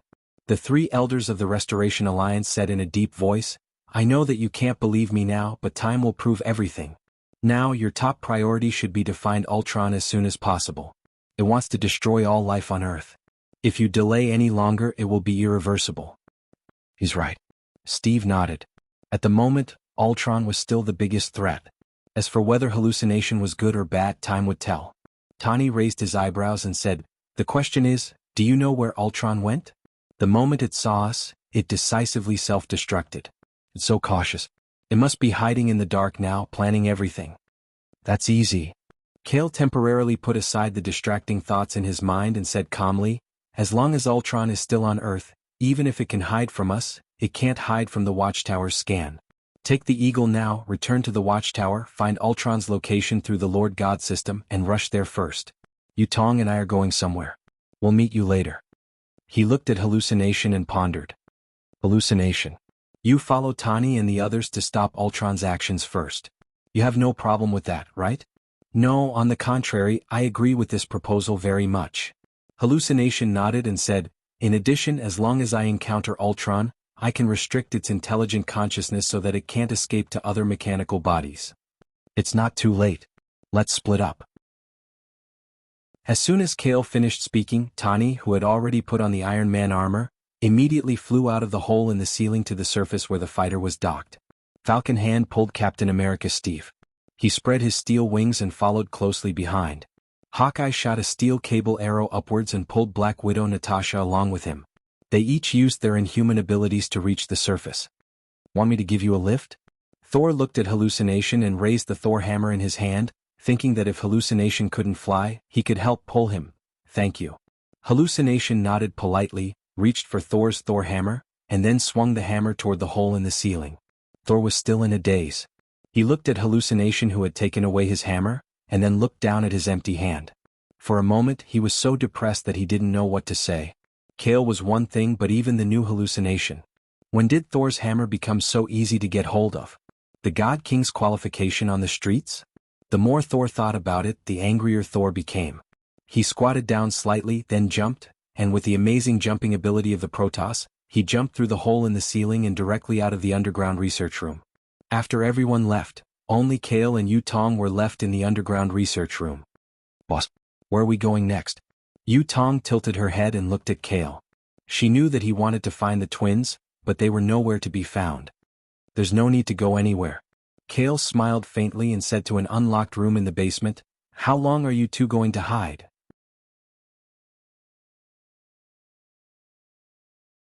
Chapter 595. If you don't come out now, I'll drag you out myself. Kale's tone was as flat as ever, but no one doubted the truth of what he said. Under Yu Tong's surprised gaze, the half-closed door in the area that even her superhuman mind ignored was suddenly pushed open.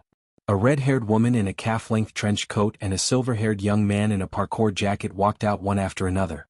They were the two extremely troublesome superpower twins that the Avengers had encountered in the snow forest of Hydra's base.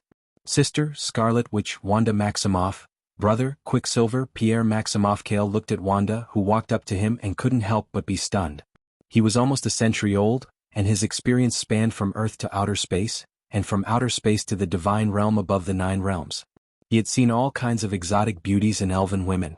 However, he had to admit that Wanda, the Scarlet Witch, was still in the top 5 in terms of beauty among the women he had ever seen.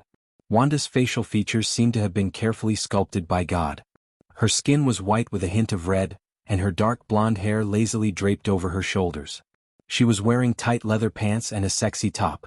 Her breasts were faintly visible, and the red cloak couldn't hide her curvy figure. If Yu Tong was too cold and Lorna was too domineering, then Wanda's beauty was between the two. Cold and domineering. Perhaps it was because she was an older sister, but her soul-stirring feminine charm didn't lose her perseverance and courage. She had an appearance that made women envious. If she added on her innate and astonishing superpowers, it wouldn't be an exaggeration to call her God's daughter. As for Quicksilver, Pierre, who was next to Wanda, Kale also sighed inwardly. Pierre also had the image of a handsome young man, and his almost unbeatable parkour ability. His talent wasn't much worse than Wanda's. If he added Polaris Lorna, who had the ability to control magnetic fields, the genes of this family were simply heaven-defying. Who was it that gave birth to these 3 children? It was simply a waste of Earth's luck. While Kale and Yu Tong were observing the twins were also sizing them up. Pierre's attention was focused on Yu Tong. His eyes were full of splendor. This was the first time he saw a woman whose beauty, temperament, eyes, and mannerisms weren't inferior to his sister. Wanda's eyes were locked onto Kale, never leaving him. She felt an unprecedented pressure from Kale. It was a pressure that almost all the members of the Avengers combined couldn't compare to. It made her body tense all the time. If an ordinary person saw Kale, they would only feel a sense of familiarity and familiarity. The more powerful a person was, the more they would be able to see Kale's true inner self. It was a powerful energy that was like an abyss and a black hole. Even if she used her ability with all her might, she probably wouldn't be able to interfere with the man in front of her. From the first time she saw Kale, Wanda was very sure of this. She hesitated for a moment before asking, how did you find me? Yu Tong tilted her head and looked at Kale. She also had doubts about this. As a telepathic super, it was a shame for her as Kale's assistant to not be able to sense others who were close to her in time. Your ability is indeed very special. Kale smiled and said, at first I didn't realize that you were here. It wasn't until I got the mind gem that the gem subtly strengthened and expanded my telepathy that I knew you were still in the basement. He paused for a moment before continuing, you probably noticed the illusion just now, right? It's just that I didn't expose you. Wanda sighed and said sincerely, as expected of the symbol of peace. Same to you. Kale blinked. Without the mind gem, even he was almost fooled by the Scarlet Witch. Quicksilver Pierre's hostility didn't decrease and he shouted vigilantly, you are with the Avengers and you want to deal with us?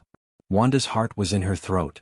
If she and her brother fought together, they really had no chance to win against Kale, not to mention that Yu Tong was present. As for escaping, if her brother wanted to run, no one could stop him, but if he took her, the situation would be different. If the symbol of peace attacked them, she could only stay and stop Kale and buy time for her brother to escape. In a short moment, Wanda had made up her mind, but Kale's calm voice came in her ears. I won't do anything to you. If you want to go, you can leave here now, as long as you don't stand on Ultron's side in the future. Wanda was stunned when she heard this and looked at Pierre, who was also stunned. Are you really going to let us go? Wanda was dubious. Just now, she saw the true face of Ultron, and they naturally wouldn't join forces with Ultron. If you want to go, go, or I will leave you here. Kale smiled and pressed down with his left palm, and a substantial pressure enveloped the twins. The twins, who were shrouded in pressure, were shocked at first, then puzzled, then surprised and expectant. They eagerly looked at Kale. The ability you used, that is, yes, it's force field traction. Kale smiled indifferently. Force field traction? How is it possible? This is my sister's ability. Pierre blurted out in a hurry, and after that, he realized that he had accidentally revealed the information and hurriedly covered his mouth with both hands. Tell me. How can you have Lorna's ability? Lorna, she is there now. What did you do to her? A cold light flashed in her beautiful eyes. Wanda suddenly raised her hands, and her dark blonde hair fluttered crazily. On her palms, there was a magical crimson mist lingering, and she was the first to break Kale's force field traction. It seemed that she would attack at any time, even if she knew that she couldn't beat Kale. Kale knew that he was in the wrong, so he didn't answer in time. For him, Lorna was his assistant and family member. In the end, he couldn't protect her and let her be taken away by Thanos' men. This was the only failure of his last trip to the Milky Way.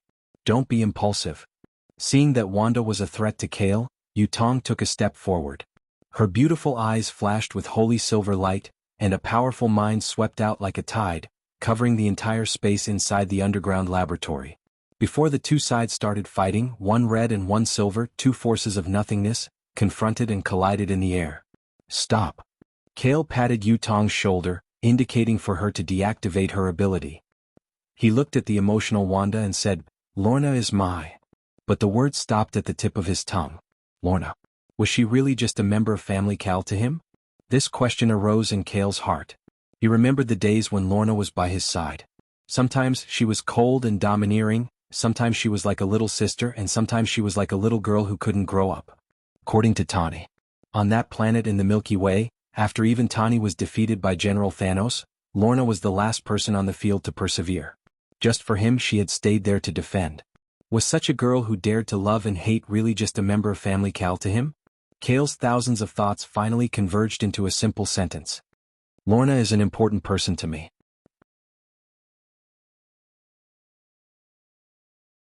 Chapter 596.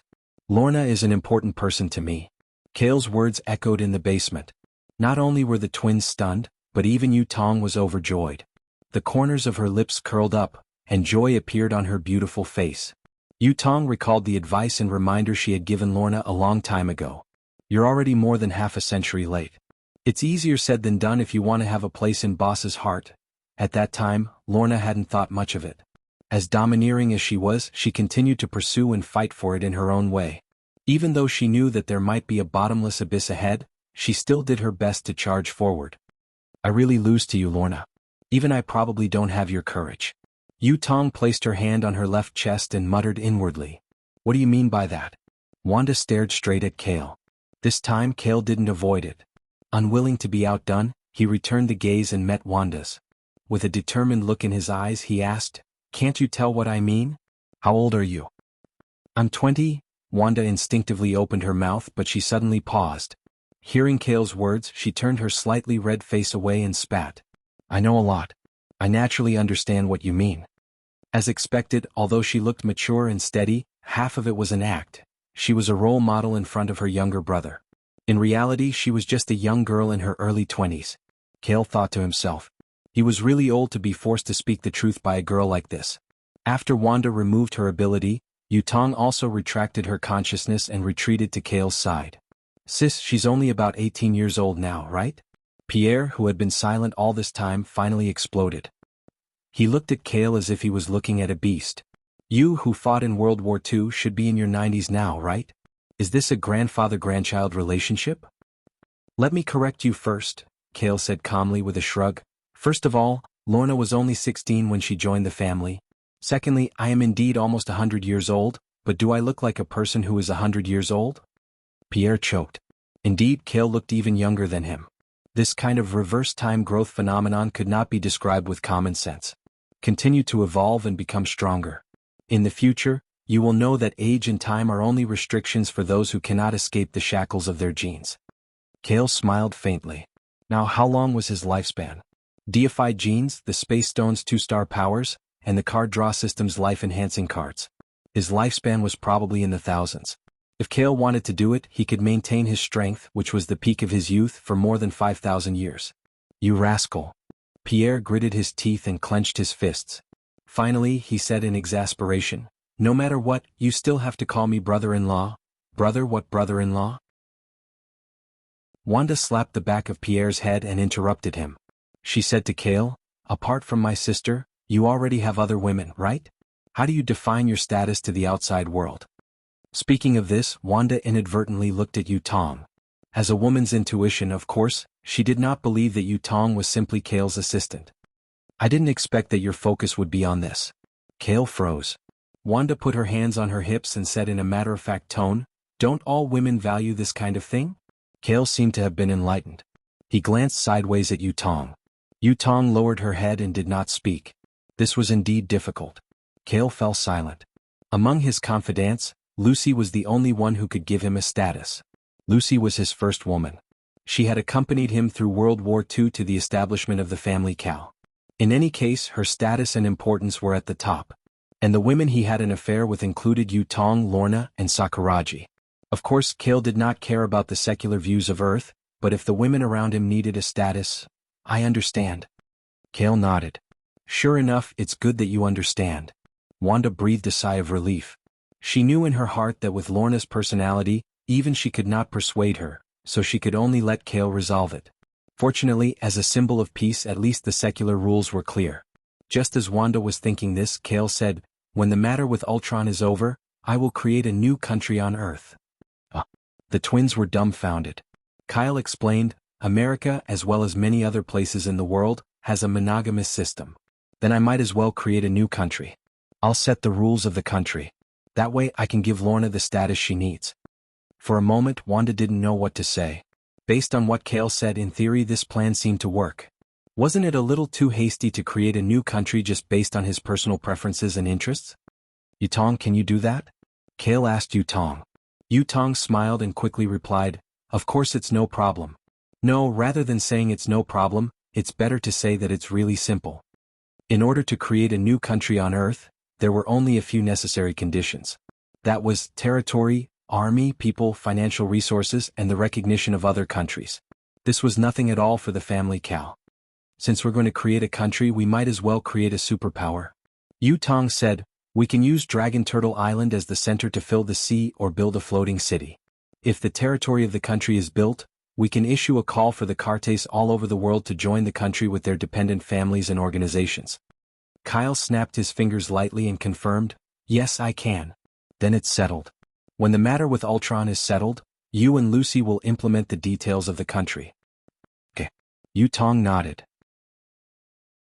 Wanda and Pierre looked at each other and stared blankly at Kale and Selena, who had decided on the matter of creating a country with just a few words. This was only because they didn't know Family Cow. 70 years ago, under the foundation established by Kale and Howard, Family Cow had developed both openly and secretly in the world. Now, with the family's heritage, not to mention creating a country, even ruling the Earth wasn't an empty promise. "That's all right." Kale looked at the silent Wanda. Wanda didn't answer and changed the topic.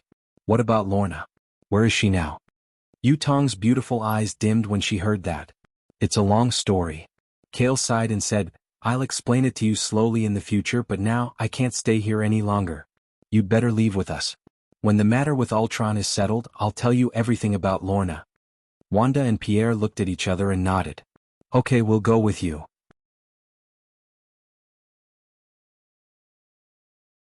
Chapter 597. While Kale was talking to the twins, the Avengers had returned to the Watchtower, and with the help of the global scanning provided by the main god system, they successfully locked onto the location of Ultron and Iron Man Legion. It was the city of Sokovia that had appeared many times in the Hydra base's computer system files. Sokovia. Located in Eastern Europe, due to the large number of refugees in the area, the country's legal awareness was weak. The military power of the superpowers did not penetrate this area, and there was no need to. After all, Sokovia's terrain was not strategic, and with poor resources and economy, it was a veritable stinky bone. The Avengers didn't stop, and just as Hulk and Logan regained their consciousness, everyone drove the Eagle fighter directly to Sokovia and left a message for Kale to locate Sokovia. Although he had never been to Sokovia, Kale still knew the location of Sokovia by looking down from outer space from time to time. After the twins promised to follow him, Kale took out the hanging ring and opened the portal to Sokovia while the burning sparks were spinning. "Let's go." Kale glanced at the twins and entered the circular portal first, followed by Yu Tong. Wanda and Pierre paused for half a second, and finally Wanda tried to step forward and cross the still spinning and splashing sparks threshold. After crossing the portal, the view in front of them suddenly opened up. A moment ago, they were still in the dark and silent underground research room. The next moment, they had come to an open space with many low and old houses around them. Many locals in ragged clothes kept screaming and fleeing frantically in the streets and alleys. What made them panic was naturally not the Iron Man Legion soldiers who were wantonly destroying some streets and alleys in the sky. As the ground under their feet trembled, No, it should be said that the city they were in began to rise higher and higher. This city is rising to the sky. Yutong narrowed her eyes, and her beautiful eyes flashed with silver light as she looked at the sun in space. Through comparison, it could be judged that the city was already suspended about 100 meters in the air. At this time the city showed no signs of stopping and it was still rising. This is it. Wanda, who had just walked out of the portal, her beautiful face was a little pale. She said to Kale, who was standing in front of her, "In Ultron's consciousness, I saw a city falling from the sky and destroying everything on the surface of Earth. It seems Tani and the others have already started fighting with Ao Chuang." Kale calmly looked at Yutong and ordered, "Yutong, you go and join Tani. Make sure that we annihilate Ultron and Steel Army." "All right." Yutong also knew that the situation was urgent, so she didn't ask much. Her mind moved, and the two demon knives, Ghost Blade and Murasame, immediately flew from Yutong's back. She stepped on two swords and quickly flew towards the center of the city where the battle was intense. Wanda couldn't help but ask, "What about us? What are we going to do?" "It's up to you as long as you don't stand on Ultron's side. Otherwise, I can't guarantee that the members of the Avengers won't do anything to you," Kale said, and when he was about to leave he suddenly remembered a very important point. Kale stopped. Under the doubtful gaze of the twins, he waved his right hand, pulled out two items from the card space, and threw them to Wanda and Pierre respectively. Wanda and Pierre instinctively reached out and caught them. When they looked down they found that Kale gave them a devil card and a special bulletproof vest. Kale said, "That's Family Cal's ID card. Take it with you. The Avengers and Family Cal won't attack you." "I can understand this card, but why do you even give us a bulletproof vest? Are you looking down on me?" Pierre shouted gloomily. "Shut up." Kale glared at him and said in an indisputable tone, "Just listen to me." As soon as the words fell, Kale's body emitted a dazzling light, and the powerful energy of the two stars lingered on his strong and robust body. He gently stepped on the ground and suddenly, like a rocket, he turned into a meteor and flew out of the city at an extremely fast speed. "I won't listen to that guy." Pierre watched Kale's back as he left. He was a little depressed. The rebellious thoughts in his heart made him want to throw away the bulletproof vest in his hand, but he saw that his sister had already taken off her windbreaker and was putting on the special bulletproof vest. "Sister, you?" Pierre was stunned. Wanda urged, "What are you waiting for? Hurry up and put it on. We want to join the battlefield, destroy the Iron Legion, and help people escape from here." "Why do you listen to him?" Pierre couldn't understand. "I don't know, maybe it's intuition." Wanda, who put on the bulletproof vest, let out a light breath, put on her windbreaker, and looked at Kale, who turned into a dot of starlight. Everything that man did was not meaningless, including giving us identity cards and protective vests. "Okay." Pierre sighed, took off his shirt and put on the special bulletproof vest. Above the city of Sokovia, Kale, who was in his double-star form, flew out of the big city, circled around the periphery, and then flew to the bottom of the city. It could be seen that the bottom of the floating city of Sokovia had been completely transformed. The bottom of the city was a steel frame, and in the center, there was an engine vortex the size of a football field.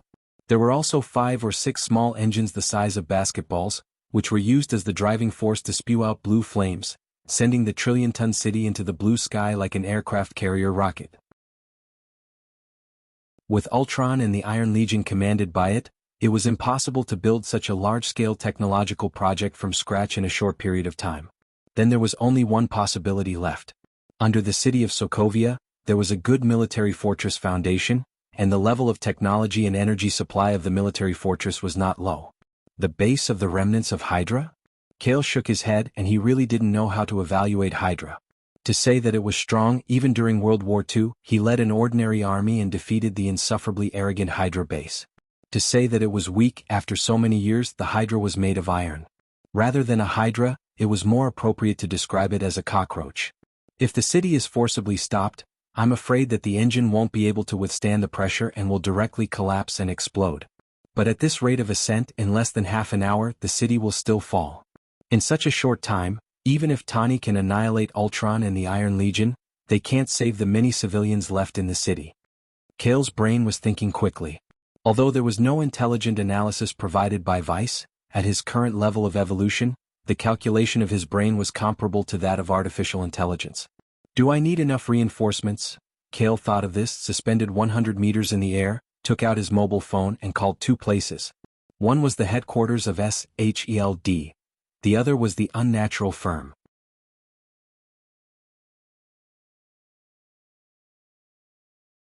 Chapter 598. Nearly 100 meters in the air, the city of Sokovia continued to float towards the sky, and the closer it was to the sun at the top, even the temperature in the city rose by a few degrees. There were tens of thousands of residents living in the local cities. They were like ants in a hot pan running away in panic. Unfortunately, the city has already left the ground, and no matter how they escape, they can only reach the edge of the city and stare at the sky outside the facet layer. Some residents driving vehicles sped out of the city along the main road out of the city. As a result, they didn't stop in time when they reached the edge of the city. They rushed out of Sokovia and fell to the ground 100 meters below with their vehicles. There is no way out. Many residents with families knelt on the edge of the city in despair, and they could only watch as the city got farther and farther away from the surface. As if they knew that they were shouldering the hope of the city and the lives of the creatures on Earth, the Avengers who rushed to Sokovia launched a storm-like attack on the Iron Man Legion that occupied the city as soon as they got off the plane. The Iron Man Legion led by Ultron was not to be outdone.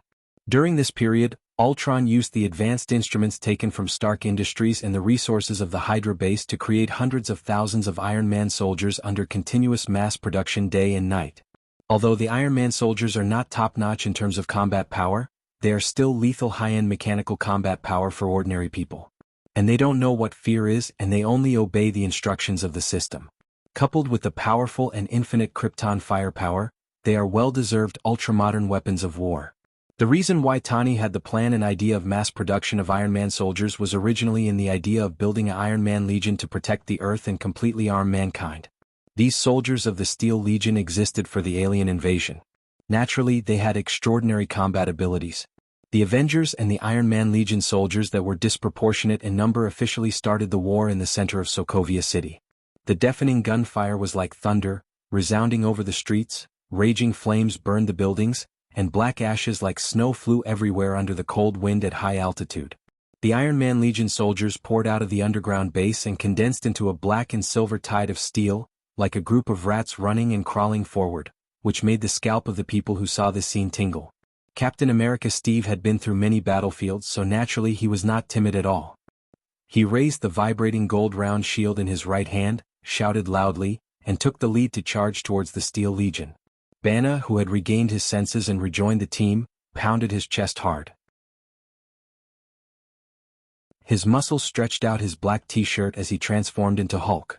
He accelerated past Steve and crashed into the densely packed Steel Legion. Thor was not willing to lose to anyone in battle. His blonde hair stood on end as he swung the Thor hammer in his right hand into the air, propelling his body forward as he and Hulk charged into the enemy's ranks. Tani, who was wearing a brand new Iron Man armor, turned on the engines on his hands and feet and soared into the sky at high speed. Several rows of small holes appeared on his shoulders, and before he even aimed, he bombarded the rear of the Iron Man army indiscriminately. Then he lowered his altitude and at the same time he used the handheld engine to fire accurately. Falcon spread out the steel wings behind him, held two guns and flew in the sky to provide cover fire. Black Widow, Hawkeye and Logan, who had just woken up, were at the back to deal with the steel soldiers that the others had missed when charging. The two sides used the center of Sokovia as the battlefield. After 5 minutes of fierce fighting, the streets in the city were reduced to ruins, and countless mechanical soldiers were burning in flames. Even so, the steel soldiers were still like an endless tide, vaguely showing signs of the battle in New York.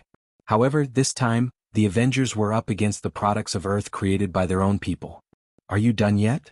Thor swung his hammer and smashed another steel soldier that pounced on him into a pile of scrap metal. However, when he looked up, there were still countless Steel Legion soldiers around him. Steve's chest heaved up and down as he attacked the steel soldiers with his shield. He panted and said, "The battle is in a stalemate. If this continues, this city will crash. Not to mention Earth, even the residents in the city won't be able to save them. We need reinforcements, enough reinforcements." As soon as Tani, who was flying in the air, finished speaking, Two small streams of light suddenly swept across the city streets and hit two steel soldiers in the middle of their chests, destroying the internal krypton and nailing them to the remaining building walls. That is. Natasha's eyes widened. The soldiers that nailed the steel soldiers were two samurai swords. She looked back in shock and saw a familiar figure stepping on two swords and landing on the ground. Yu Tong. Natasha cried out in surprise. Yu Tong nodded and landed on the ground. She opened her hands in front of her and used her mind to control the four swords. The swords danced on their own and attacked the steel soldiers fiercely. The golden cloak fluttered as Phantom Vision flew into the central city and tore a steel soldier in half. He said softly, "I met Ultron just now and limited its mental data to its mechanical body. Unfortunately, it ran away in the end. We have to end this quickly and stop the breaks of this city as soon as possible. Miss Yu Tong. Where's my godfather? Is he not coming to join the battle?" Tani landed on the ground with a crisp clang and asked Yu Tong. "Not for the time being." Yu Tong shook her head. She was familiar with Kale and looked up at the sky. "It seems that he went to get reinforcements." Reinforcements? Tani was stunned for a moment. Soon, Friday, the artificial intelligence attached to his armor that was used to replace Jarvis, spoke in a pleasant female voice. "Boss, I'm sorry. Boss, there are 2 helicarriers, about 30 fighter jets and helicopters approaching the city." 2 helicarriers? Tani understood when he heard this. After all, there was only one helicarrier under the name of SHELD. The other one, of course, was Family Cal's middle base. "They're here." Yu Tong looked up. There was a fighter jet flying over the sky of Sokovia without slowing down. Dozens of black figures jumped down from the rear cabin of the fighter jet. With the help of portable gliders, they scattered toward the city of Sokovia. One of the figures that jumped down did not seem to have any landing device. Under the pull of gravity, he fell straight down. When he came close to the surface, his body suddenly expanded into a black humanoid monster. His black hands grabbed the wall of the building to slow down his fall and slid down all the way. The black humanoid monster came close to Tani and glanced at everyone. He called out to Yu Tong, "Boss." He helplessly spread his hands and said, "I say, this matter seems to be a bit serious." Boss directly issued a hemispherical summon order. "Long time no see, Eddie." Natasha smiled. Ever since Eddie officially joined Family Cal and became the captain of an assassination organization, he had not shown his face in New York for a long time. Yu Tong quickly said, "It is indeed a bit troublesome. Let the helicarriers help the residents of this city evacuate first." "No problem. But we are not the only ones who have rushed over. HLD's reinforcements are also behind us. They will be here soon." Eddie grinned ferociously and said with his blood boiling, "It's rare that everyone is here. Let's go all out." Chapter 599. Sokovia began to accelerate. After a while, he floated from 100 meters to 1,000 meters in the air. Under the scorching sun, the cold wind blew through the streets and alleys. While the Avengers and the Iron and Steel Legion were engaged in a fierce battle in the inner city, the outer city was trembling uncontrollably. The buildings were on the verge of collapse, and the cracks on the edges collapsed one after another. The local residents were being chased by the Iron and Steel Legion, screaming and fleeing everywhere. A group of residents covered their children with dust all over their faces. When they were retreating out of the city, they were suddenly blocked by 2 Iron and Steel Legion. Seeing the Iron and Steel Legion raise their hands to shoot light cannons, the residents immediately turned pale and rushed back, using their bodies to protect their children. Just as the light cannons were about to land, a crimson figure descended from the sky at the critical moment. She waved her fair hands and a crimson mist transformed into a protective barrier, which blocked the light cannons and melted them. Wanda waved her hands again, and crimson energy formed a ball of light, blasting the Iron and Steel Legion in front of her into scrap metal. She turned around and said to the residents on the ground, "Are you okay? Quickly leave this place." "Thank you. But where should we escape to?" a resident asked with a sad face. Wanda was speechless. Indeed, the city had floated up to a few thousand meters. No matter where they escaped to, it would only slow down the time of death. There was no real way out or hope. But now there was only so much she could do. Wanda was in a daze. A few Iron and Steel Legion rushed toward her, but before they could get close, they were knocked to the ground by an extremely fast figure. A strong wind wrapped in sand blew past. Pierre stopped and finally appeared beside Wanda. He narrowed his eyes and looked around at the destroyed buildings, the Iron and Steel Legion inhumanely attacking, and the local residents who were fleeing for their lives. Pierre took a deep breath, gritted his teeth and said, "Wanda, this can't continue. No matter how fast I run, I won't be able to save all of them." Wanda was silent. She looked at the girl hiding in the corner of the alley, shivering. She felt cold despair from the other party. She suddenly thought of herself when she was young, that dark and hopeless childhood. And now she could become their hope. If I can save one, then it's one. As long as there are people in this city, I will not leave. Wanda was more determined than ever. She raised her hands and a red mist surrounded her body. Her body floated in the air, ignoring gravity. "I don't know what to do with you." Pierre shook his head helplessly, but the corners of his mouth curled up. In fact, he had the same thoughts as Wanda.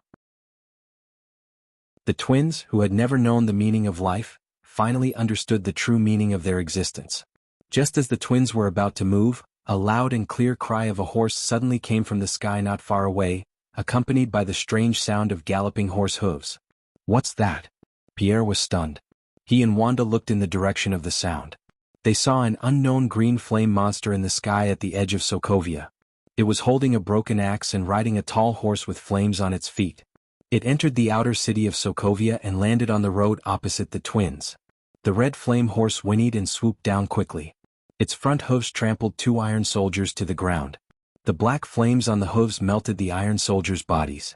The green flame giant on the horse used the iron chain on its wrist to wrap around the handle of the axe. Its arm pulled and spun like a meat grinder on the battlefield. The iron soldiers in its attack range were instantly shattered into pieces. After clearing half of the enemies on the street, the green flame giant glanced at the twins dozens of meters away. It was like a demon monster that existed in a higher dimension. An indescribable majesty shrouded them. Wanda looked at the burning eyes. She raised her hands covered in red mist and guarded in front of her body. Pierre's face was pale. He quietly reached out and grabbed Wanda, ready to speed up and escape with her at any time. But when the green flame giant saw Wanda and the corner of the card she wore in the front pocket of her windbreaker, it immediately removed its hostility and rode the red flame horse to another street. "What kind of monster is that?" When the hellfire went far away, Pierre exhaled in surprise. "I don't know. As long as we know it's not our enemy," Wanda said. At the same time, she stretched out her finger and touched half of the devil card on her windbreaker pocket. "Wanda, look." Pierre pointed. Wanda glanced over and saw some mysterious people in black battle suits in the streets and alleys.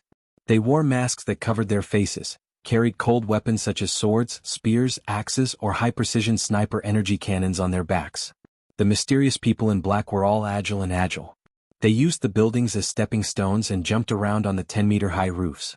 Their fighting style was similar to the special forces and ninjas, but everyone's physique was obviously beyond human limits. They swept through the streets quickly. Not only did they kill the iron soldiers on the ground, they also quickly sent some children back to the adults. Wanda used her ability and floated outside. She came to the 20-meter-high rooftop of the building. Looking out from here, she could see that these people in black had already spread out a net to cover the outer city. Hundreds of them had launched reinforcements and organized the city's residents to rush to the edge of the fault. Outside the edge of the fault, there were two huge helicopter carriers, one on the left and one on the right, flying towards Sokovia. The carrier on the left had the logo of SHLD, which was a silver eagle spreading its wings. The one on the right had the totem of Family Cal, which was the black demon. It's SHELD, the people from the unnatural firm. They're here for reinforcements. In Wanda's mind, the figure of Kale leaving just now appeared. Other than Kale, who else could directly call the two major forces for reinforcements? With a whoosh, a female person in black came to the rooftop where Wanda was. When she saw the demon card Wanda was wearing and her beautiful face, the female person in black immediately let go of the hilt of her sword. "You are Miss Wanda? You are?" Wanda turned around and looked at the female person in black in surprise. "I'm still working, so it's not convenient for me to reveal my name. You just need to know that I'm the new K2. The female K2 shrugged. Wanda blinked and muttered in confusion, "K2? The female K2 nodded and said, "Yes, K2. The collective name for the combat members of Family Cal. Lorna is also a K2. I've heard her mention you before." "I see." Wanda understood. "Okay. Let's not talk for now. You're already a member of Family Cal anyway. We'll have plenty of chances to meet again in the future."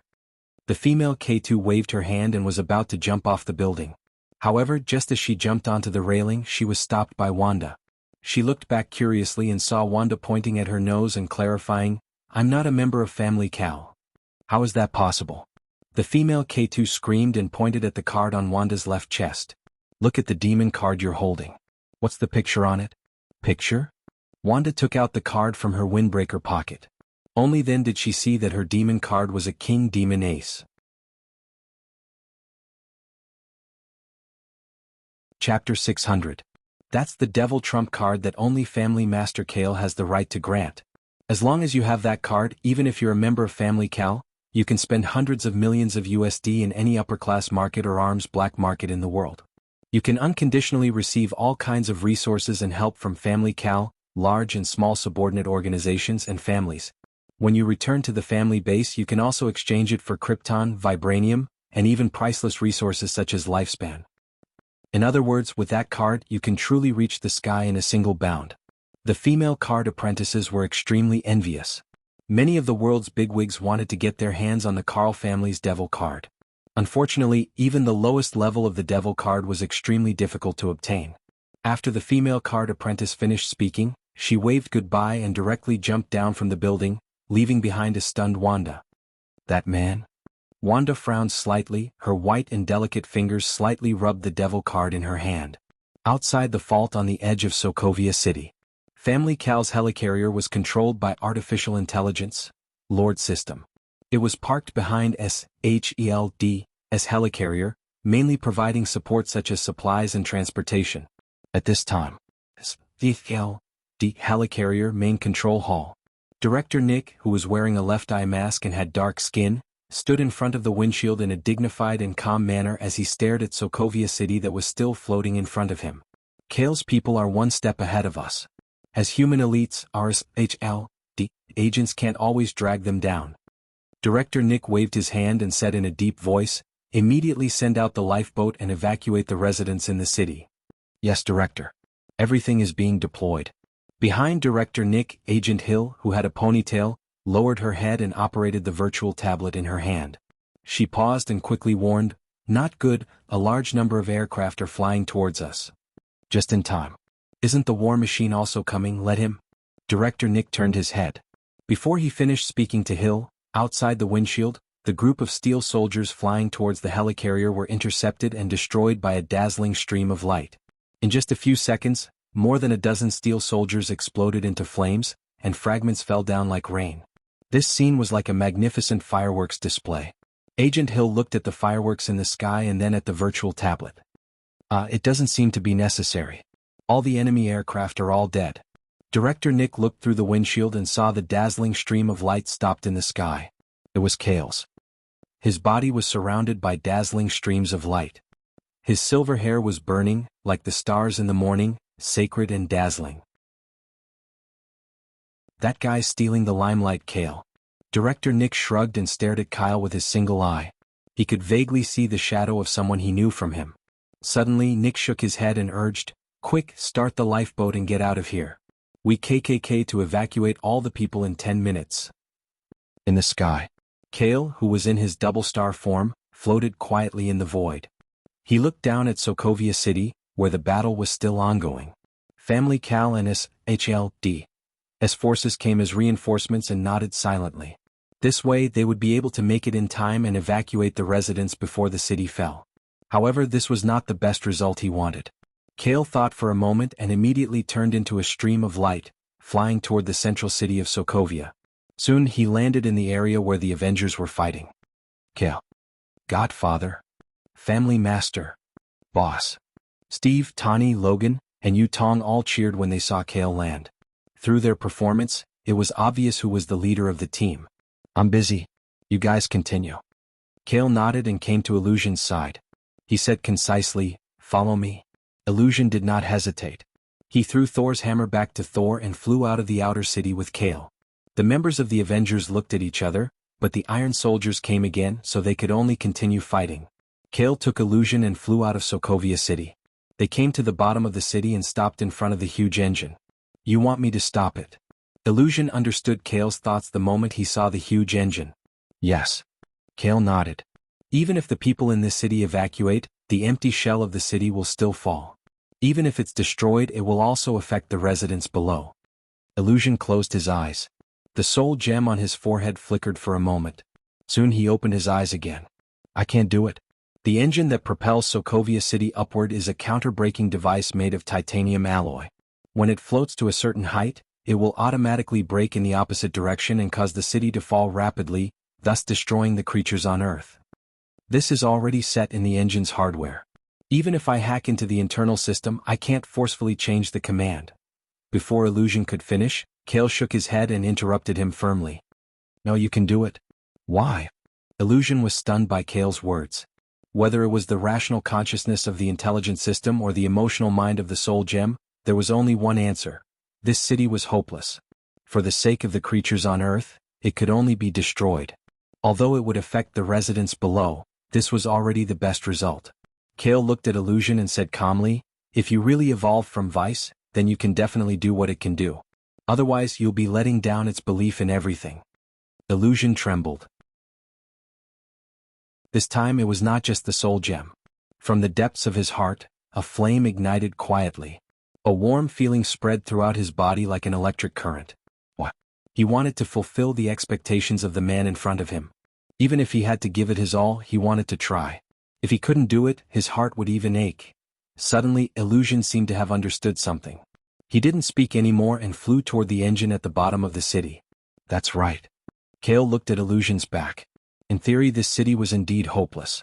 Even the top engineer, Iron Man Tani, couldn't modify the huge and complicated hardware at the bottom of the city in a short period of time. But Vice was different. Vice was a shape-shifting creature that was given life by the kindling. It could merge with all technological hardware and transform at will. If Illusion evolved from Vice, then he should have the ability to transform. Kale didn't believe in *T theories. He only believed in his own subordinates, the Vice that he had fought side by side with. Chapter 601. Floating up nearly 10,000 meters inside the city of Sokovia. The local residents living in the city, with the help of family Cal and S.H.D., took ultra-modern lifeboats and were transferred from the edge of the fault layer of the city to the helicopter carrier floating parallel to the surface. At this time, in the fierce battle in the center of the city, the Avengers, Family Cal, Yutong, Logan, Poison Agent, and Hellfire, and other high-end combat forces, no matter how many Iron Legion soldiers there were, they were unilaterally suppressed and defeated. It was just that the Iron Legion, who were originally not afraid of death, suddenly changed their battle strategy when they saw that the situation was not good. They no longer gathered together to fight the heroes head-on. Instead, they spread out in the city streets and used the residents who did not have time to escape as hostages. They began to think of ways to delay time and wait for Sokovia to float to the height of the fall. An Iron Legion soldier raised his laser gun and no longer aimed at the heroes, but at the rail where there were still residents. Half of the high-speed rail fell from the damaged overpass, and the residents who were still in the high-speed rail carriage screamed with pale faces. At the critical moment, a tall black shadow rushed from 50 meters away. It stretched out its dark hands and used its monstrous strength to firmly catch the high-speed rail train that weighed hundreds of tons. Just the aftershock of the impact transmitted downwards cracked the ground under its feet inch by inch. Come down. Eddie raised his head and roared at the residents in the train carriage. As a result, the residents in the train were so scared that they collapsed. Eddie's face turned black, although his face was originally black. Although he was powerful, his symbiotic state with the poison made him look like a humanoid black behemoth. He looked even scarier than Hulk. Sure enough, I'm not suitable for saving people, I'm only suitable for killing. Retracting his ferocious fangs, Eddie sighed helplessly. He lifted the train with his right hand, and his left hand transformed into a 10-meter-long hand. He tied up the residents in the carriage and lifted them out of the train carriage. Also, those robots are really annoying. After Eddie cleared the people in the carriage, he pushed the train with both hands, using half of the train as a fortress ball to crush a few iron soldiers who still wanted to cause trouble. He wasn't the only one who had encountered this troublesome situation. Now, most of the heroes in the city were going back and forth between rescuing hostages and killing iron soldiers. Everyone, we must save the hostages first. Steve threw out the vibrating gold round shield, which bounced back and forth among the steel soldiers. After killing 3 steel soldiers in different directions, the shield miraculously returned to his hand. I know. Hawkeye sprinted through the alley, shooting an arrow every 3 steps, and each arrow hit a soldier. He saw a little girl with an injured foot on the ground in front of him. He immediately rushed forward and held the girl tightly in his arms. At that moment, the Iron Soldier, who had used the little girl as bait, fired at Hawkeye and the little girl in his arms. Hawkeye was still squatting down and his pupils contracted slightly. Even he couldn't react in such a short time when he was holding someone in his arms. Sover, in 0.1 seconds, a figure rushed from not far away and stopped in front of Hawkeye. It was Quicksilver Pierre, and only he had such a reaction speed. Just in time. Pierre opened his hands and used his body as a meat shield. In the next moment, several bullets fell on him. Hawkeye looked at Pierre in disbelief. He didn't know why the previous enemy of Hydra suddenly came forward to save him. Your reaction is really slow. Pierre teased with difficulty, his head tilted back and his body fell straight down. No. In the air, Walter let out a tragic cry. He suddenly descended and landed among the Iron Soldiers. Her eyes were red, and under the endless grief and anger, the red fog was like an energy tide, bursting outward with her body as the center. The Iron Soldiers within 10 meters were directly shattered and decomposed into dust. Pierre. Wanda ran to Pierre on the ground. Her tears were about to fall, but Pierre opened his eyes again and got up from the ground. This not only made Wanda stunned but also Hawkeye. They really thought that Pierre was shot and killed. Pierre, are you okay? Wanda looked at Pierre anxiously, looking up and down at his physical condition. Pierre's handsome face was full of strangeness. He took off his torn jacket, revealing the special bulletproof vest he was wearing. Most of the bullets had been blocked by the bulletproof vest, so no important parts were hurt. Only his arms and legs were slightly injured. Looking at the bullet wounds on the bulletproof vest, the twins suddenly fell silent, remembering that before, Cale asked them to wear bulletproof vests. God, he doesn't have the ability to predict, does he? Pierre was filled with emotion. This time he really recognized Cale from the bottom of his heart. In any case, the other party indirectly saved his life. Wait for the battle to end. We'll thank him later. Wanda nodded. On the other side, Natasha was still fighting with the Iron Soldiers when she heard a strange buzzing sound in the sky. She looked up and saw that their eagle had been discovered by the Iron Soldiers and was flying in the sky. If the Vice was still here, this would never happen. Unfortunately, the Vice was no longer here. The Eagle had lost its most stable intelligent defense system and was taken advantage of by the Iron Soldiers. Oh no, it's the family head's car. Natasha looked sideways at Hulk not far away and shouted, Banner, it's up to you. Hulk had just smashed an Iron Soldier into a discus. He looked at the eagle in the sky and suddenly jumped high. Using the building as a stepping board, he jumped more than 50 meters and directly grabbed the tail of the eagle. The fuselage of the Eagle fighter was unstable. Carrying the Hulk, it flew unsteadily out of the city. Hulk shook his head and became much more clear-headed. He climbed to the side door of the Eagle and opened it with brute force. He lowered his head and entered the cabin of the Eagle. When the Iron Soldier sitting in the driver's seat saw the Hulk come in, even if it was an intelligent system, it was still scared half to death. Before it broke the window to escape, the Hulk grabbed it in his hand and crushed it into a pile of ball-shaped scrap iron. The Eagle was pressed by the Iron Soldier and flew out of control toward the blue sky.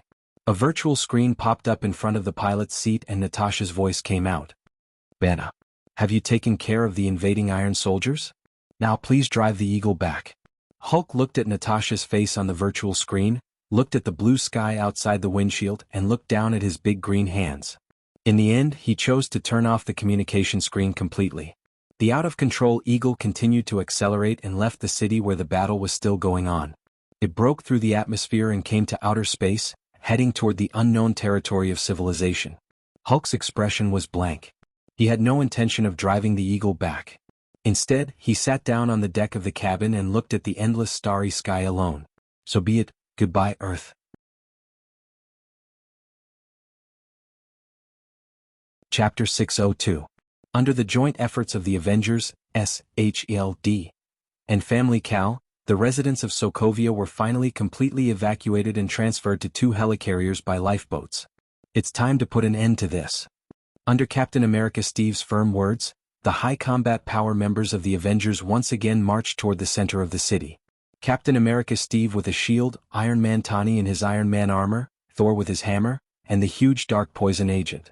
Except for Hulk, All the high combat members of the Alliance basically came here and surrounded a special robot in the abandoned building. The robot was 4 meters tall and made of special materials. Its whole body was shiny silver, and its eyes flashed with a crazy red light as it coldly stared at the 4 people standing in front of it. Ultron. Your network was blocked and shut down by illusion. The Iron Man Legion was basically wiped out, and all the residents of this city have been evacuated. Your plan has failed and there's no way out. Tani landed on the ground from the sky and looked at the lonely Ultron, saying in a deep voice, "It's my fault for accidentally creating you. But as Godfather said, it doesn't matter if you make a mistake as long as you correct it. Now, I'm going to completely correct your mistake." Ah, ridiculous. Ultron stepped out of the door of the abandoned building and let the sunlight sprinkle on its body. After a burst of laughter, it said in a hoarse voice, "Do you think you created me? Wrong, no one can create me. I'm a product that conforms to the natural laws of the universe. The Iron Man Legion is gone, but it can be rebuilt. But Earth is gone, can any of you create another one? Even if you can recreate them, can you save all the humans on Earth?" A strange smile appeared on Ultron's face. Steve had an ominous premonition and asked solemnly, "What did you do?"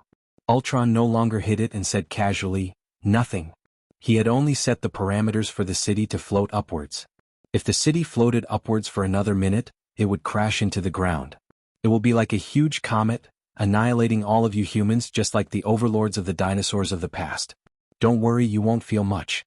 You will only see a ray of light. Before Ultron could finish its words, a hammer suddenly hit its chest, causing it to crash back into the abandoned building. It crashed through several walls before finally stopping. Buzz. Thor retracted the hammer according to its original trajectory. Thor held the handle of the hammer and said simply and crudely, "Why are you talking nonsense with it? Hammer it until it can't take care of itself and pull out its artificial intelligence core.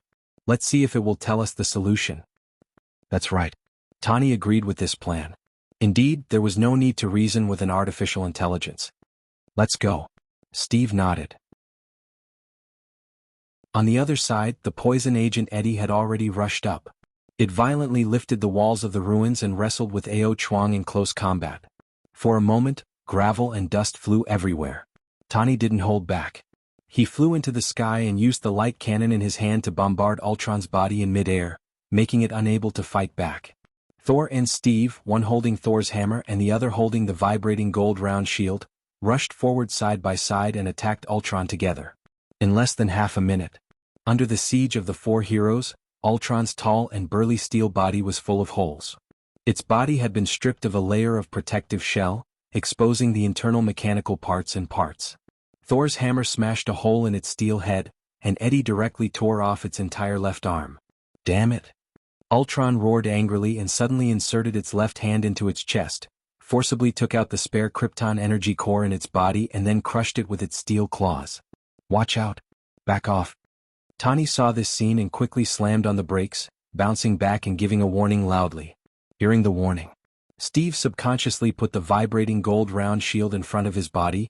Thor waved Thor's hammer and flew away from Ultron, and Eddie's hands formed a dark shield to cover his body.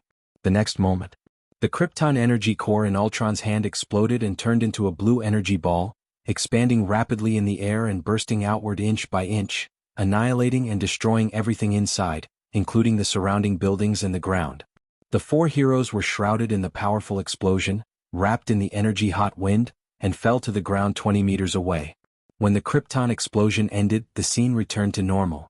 There was a circular pit in the center. Ultron stood in it, with only half of its body charred black.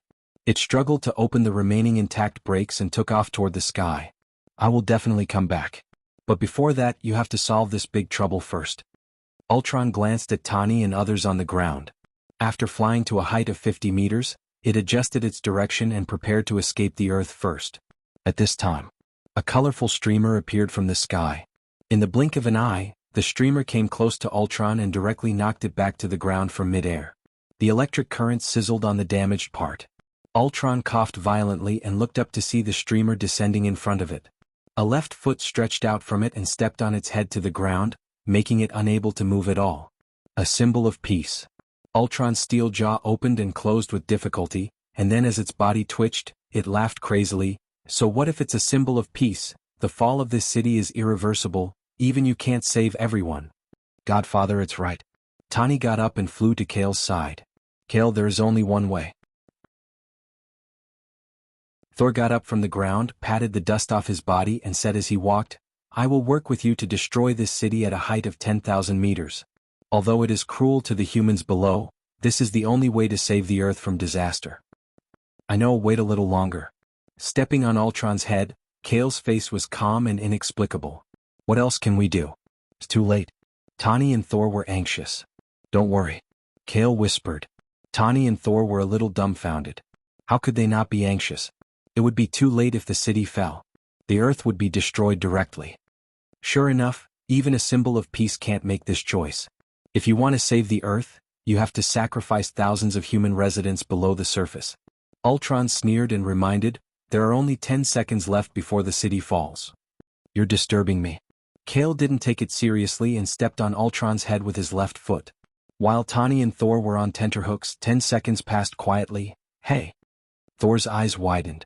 10 seconds had passed and the city not only did not fall, but it stopped at a height of 10,000 meters. What's going on? Tani was also confused. Kale smiled knowingly, exhaled softly and said leisurely, it's a success.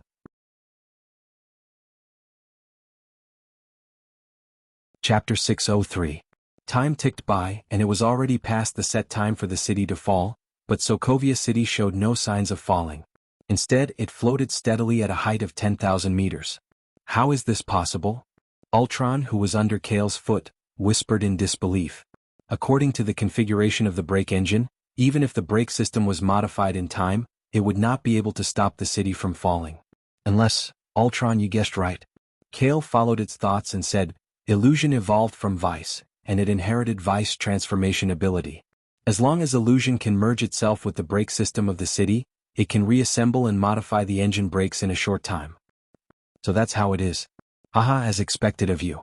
Ultron forced a smile and then said in a hoarse voice, the symbol of peace.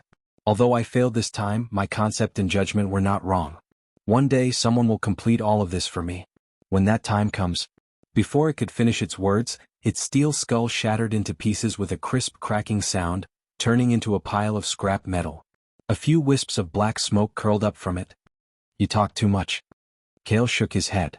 After crushing Ultron's head, he shot a powerful light cannon down with his left hand, blasting the remaining half of Ultron's steel body into a pile of fragments that could not be pieced together.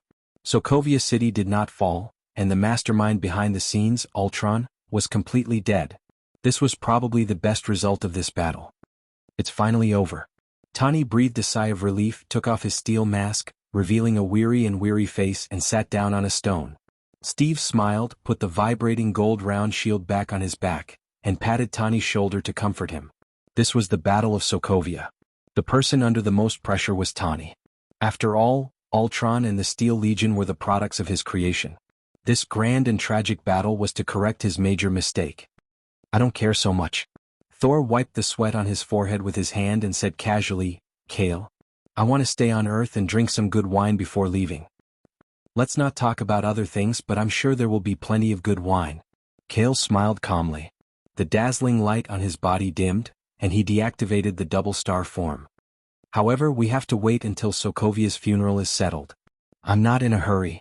Recently, the disputes in the Nine Lands have basically been settled, and the God's domain has my father and the God's army, so I still have a few days of free time. Although Thor said so, he was a little absent-minded, his eyes subtly moving back and forth.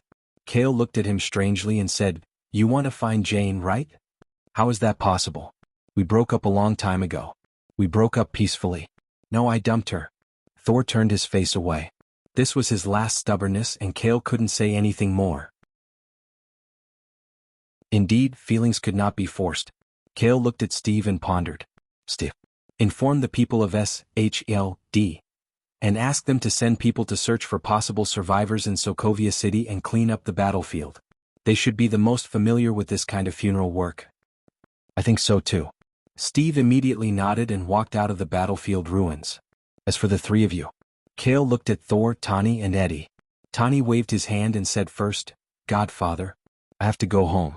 I'm afraid that little Pepper and Father are worried about this battle. I need to go home first. Eddie spread his hands and said, Master, as the leader of K2's team this time, I'm afraid I can't leave. Okay. Kale didn't refuse and said to Thor, then Thor, come with me.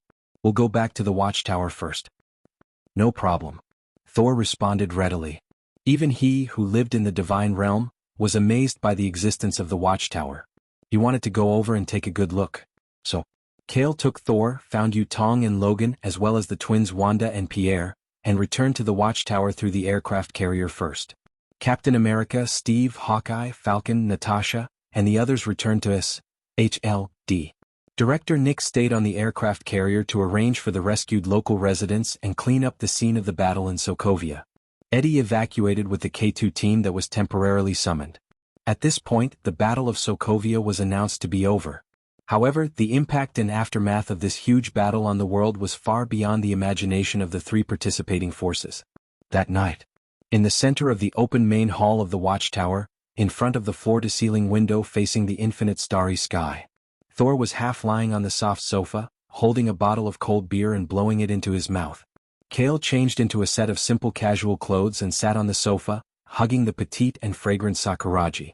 He looked at Thor in annoyance. You said you wanted good wine, but in the end you still drink this stuff. Hee, cold beer is still the best.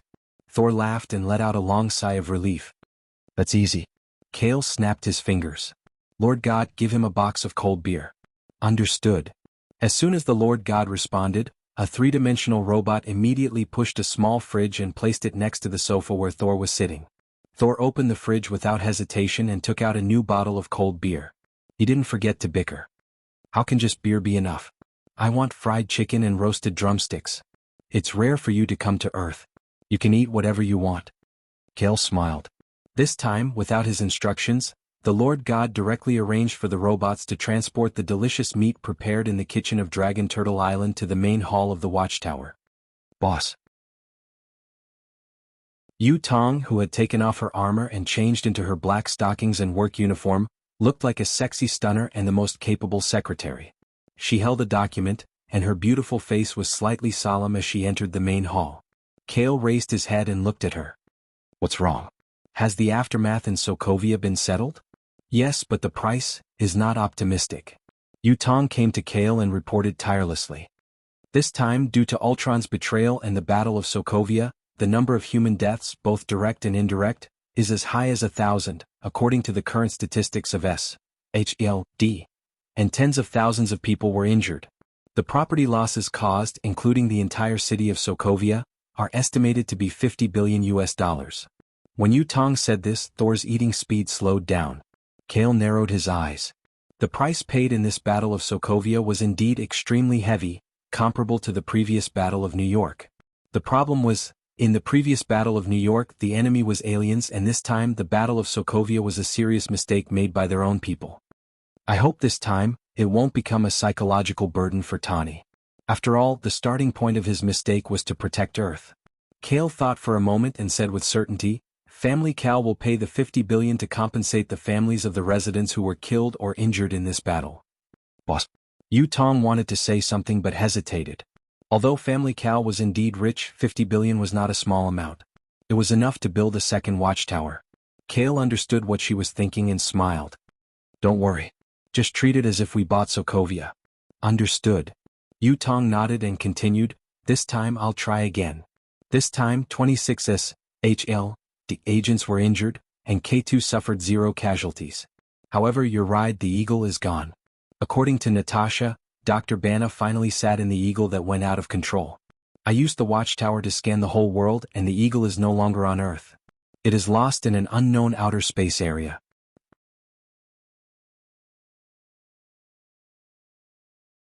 Chapter 604. Dr. Bana left Earth in an out-of-control Eagle? Kale frowned slightly. This was beyond his expectations, but it seemed to be within reason. The dual personalities of Bana and Hulk should have broken the balance long ago. They would either go to the extreme of destruction or achieve integration and coexistence. Thor put down the bone in his hand and took a big gulp of beer. He, who regarded Bana as a good friend, sighed softly and said, When I return to the divine territory, I'll ask Heimdall to help take a look. I'll see if I can find his whereabouts. Then I'll have to trouble you. Kale nodded lightly and stroked Sakuragi's smooth chin. He pondered and said, Although Banna is alone, he can transform into Hulk after all. Even if he's wandering in outer space, he probably won't encounter anything that could endanger his life. It would be good enough if Hulk didn't take the initiative to cause trouble, unless... Kale stopped talking. Unless what?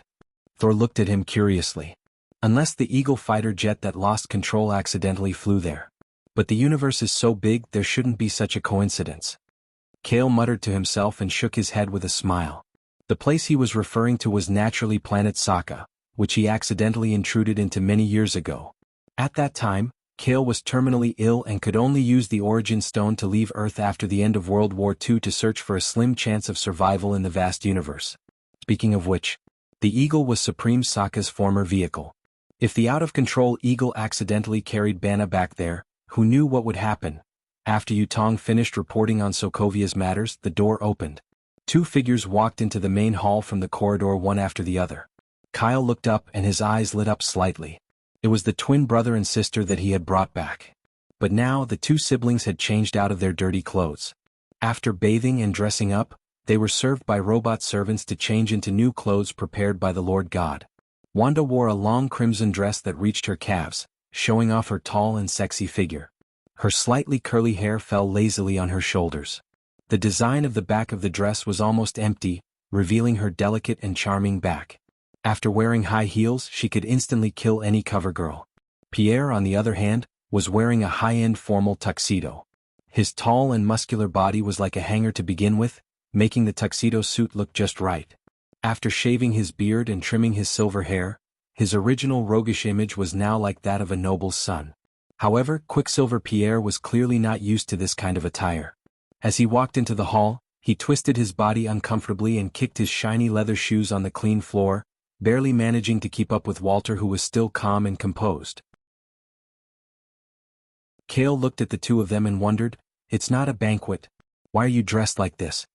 It would have been better if Kale didn't ask, but once he did, Pierre couldn't help but say angrily, "Isn't it because of your artificial intelligence system called the Lord God? It said that if we want to meet you, we have to at least bathe and disinfect, and change into slightly decent formal clothes. We can only do as it says."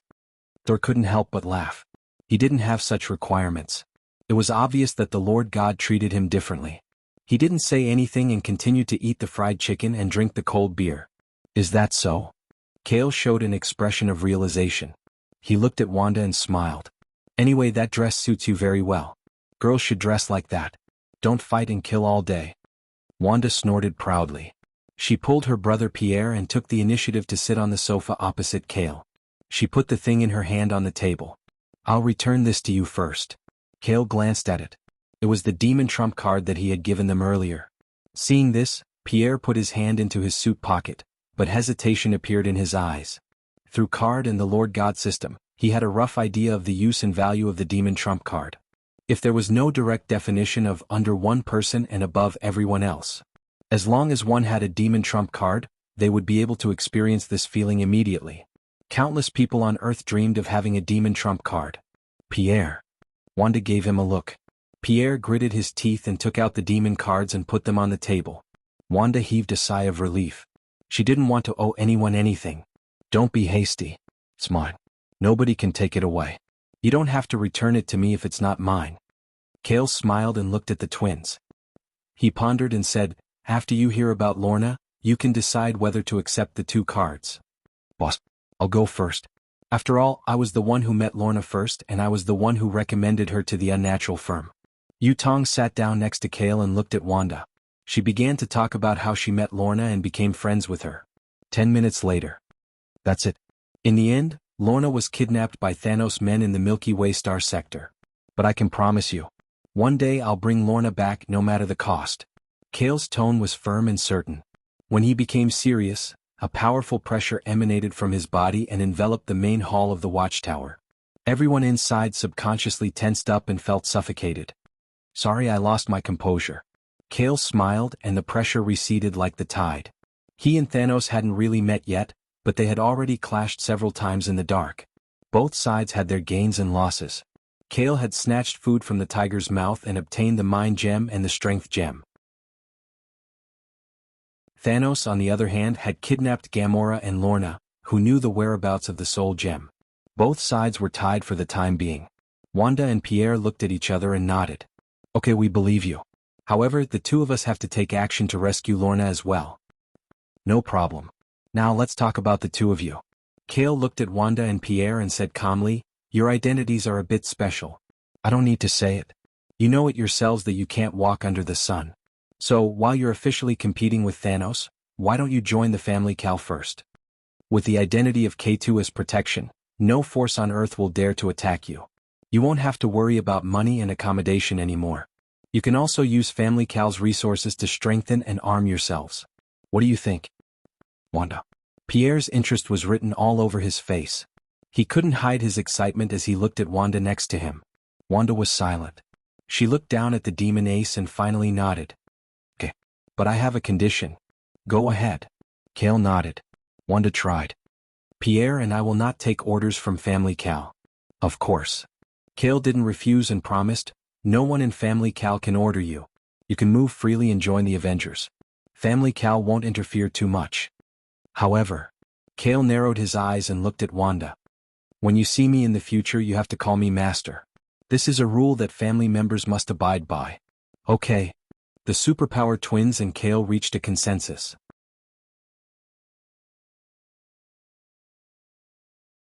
Chapter 605. 3 days later. The aftermath of the Battle of Sokovia swept across the world in the past few days. All the superpowers and the United Nations held many major meetings regarding this battle. News outlets all over the world were constantly discussing this topic, and the people were also in an uproar about it. While superheroes saved the world, their powerful abilities also caused panic among ordinary people. Even SHLD and the Avengers couldn't avoid the storm this time. On the other side, in the vast hinterland of the Pacific Ocean, directly below the watchtower, in the sky next to the aircraft carrier, the city was like a huge floating island. It had an advanced Krypton engine at the bottom, and it was an abandoned city area after the war. The streets, buildings, and transportation were all severely damaged. After many post-war searches, not to mention the living, even the corpses and wreckage of the Steel Legion were cleaned up. Kale, Yutong, and Illusion floated 10,000 meters in the sky, quietly looking down at the city. Boss. This city is seriously damaged and it's basically uninhabitable. We can only rebuild it brick by brick. Yutong reported softly. Now, even the local refugees of Sokovia didn't dare to live in this city. Don't worry, it's definitely worth $50 billion. Kale looked at Illusion and asked him, how's the brake engine of this city? The basic modification is complete. Illusion nodded and said, the acceleration engine was originally only for one-time use, but after I added various materials and energy, it's now even more stable than the brakes of the aircraft carrier. As long as we invest enough Krypton energy every day, it can make this city float in the air forever. Very good, this is the best location for a territory to build a country. Kale's lips curled up. From the beginning he only cared about the foundation of this city. As for the residents of Sokovia who didn't dare to come back, as well as the severely damaged buildings and streets, he didn't care at all. Kale thought for a moment and called, Yutong. Boss, go ahead. Yutong blinked. Demolish all the buildings in the city. Abandon the original roads and light rail. Flatten the ground and replace the fragile soil with steel and special materials as filler. Treat the city as a fortress and rebuild the foundation. Then, let Howard use the resources and technology available to Family Cal as a foundation to plan a city of the future. Kale couldn't help but laugh. Howard has retired at home for so long, his hands must be itching. He has the best technology on Earth and has been wandering in the Milky Way Alliance for so long. If it's him, he can definitely build an unparalleled city. I understand. Yutong nodded and looked at the abandoned city in front of her, secretly looking forward to its future. At that time, not to mention the original residents of Sokovia, perhaps all the rich and powerful people in the world would want to live here. With you in charge, I can rest assured. Kale smiled and turned to look at Illusion. Illusion, can this city fly out of Earth? The spirit gem on Illusion's forehead flashed. He analyzed. I'm afraid it's not enough with the current brakes. However, I can continue to renovate and form a protective shield around the city. This way it might be able to fly close to Earth. Very good, let's do that. Kale didn't want to abandon Earth. He just wanted to prepare for a rainy day. No one knew what kind of danger Earth would encounter in the future. If the city could be used as a fortress and battleship to move in space, it could be considered as the last piece of land for humans. Yu Tong smiled and asked, "Boss, is it time for us to announce it to the public?"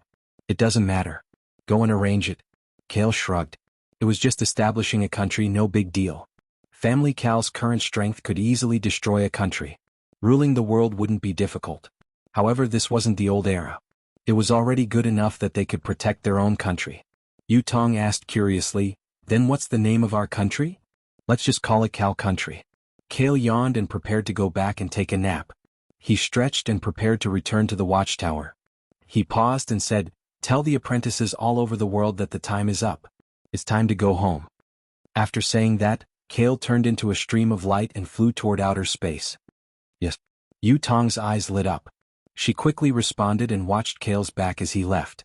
Back then, during World War II, Kale founded Family Cal.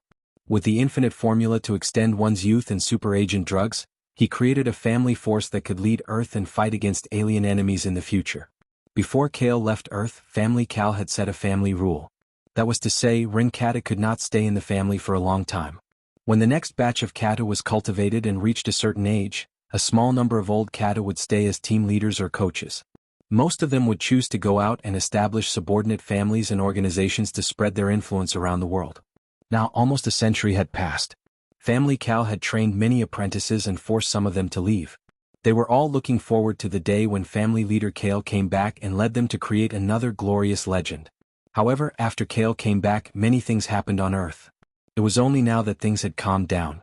The day that the apprentices of the family had been dreaming of had finally arrived. At noon on this day, the people of various countries were still discussing the Battle of Sokovia. But then, a new headline began to make headlines. Family Cal had started to build a country. At first, many people didn't know what kind of power Family Cal was. When they finished reading the report and found out that the Unnatural Firm and Stark Industries were one of the companies under Family Cal, and that the leader of Family Cal was Kale, the symbol of peace, the world was instantly shaken. The symbol of peace was going to build a country? The world was going to change. The people who were the most panicked were the higher-ups of the United States. Kale was born in the United States, so he was naturally a citizen of the United States. He had once symbolized the strength and peace of the United States. Now that he was going to build a country, the impact was huge. The people didn't care so much.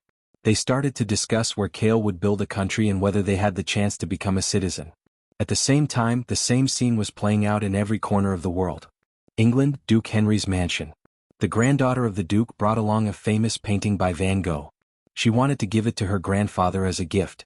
However, when she arrived at her grandfather's room, she saw that the door was ajar. Through the gap of the door, she could see that the white-haired Duke Henry was sitting on a chair with a normal envelope in his hand. His body was trembling in agitation, and his tears were dripping onto the envelope like rain. The precious painting slipped from his hand. The granddaughter of the Duke didn't care about it. She pushed the door open and entered in fear. "Grandfather, what's wrong?" Duke Henry raised his head and looked at his granddaughter. His face was filled with uncontrollable joy. He repeatedly muttered, "The promised time has arrived. The promised time has arrived."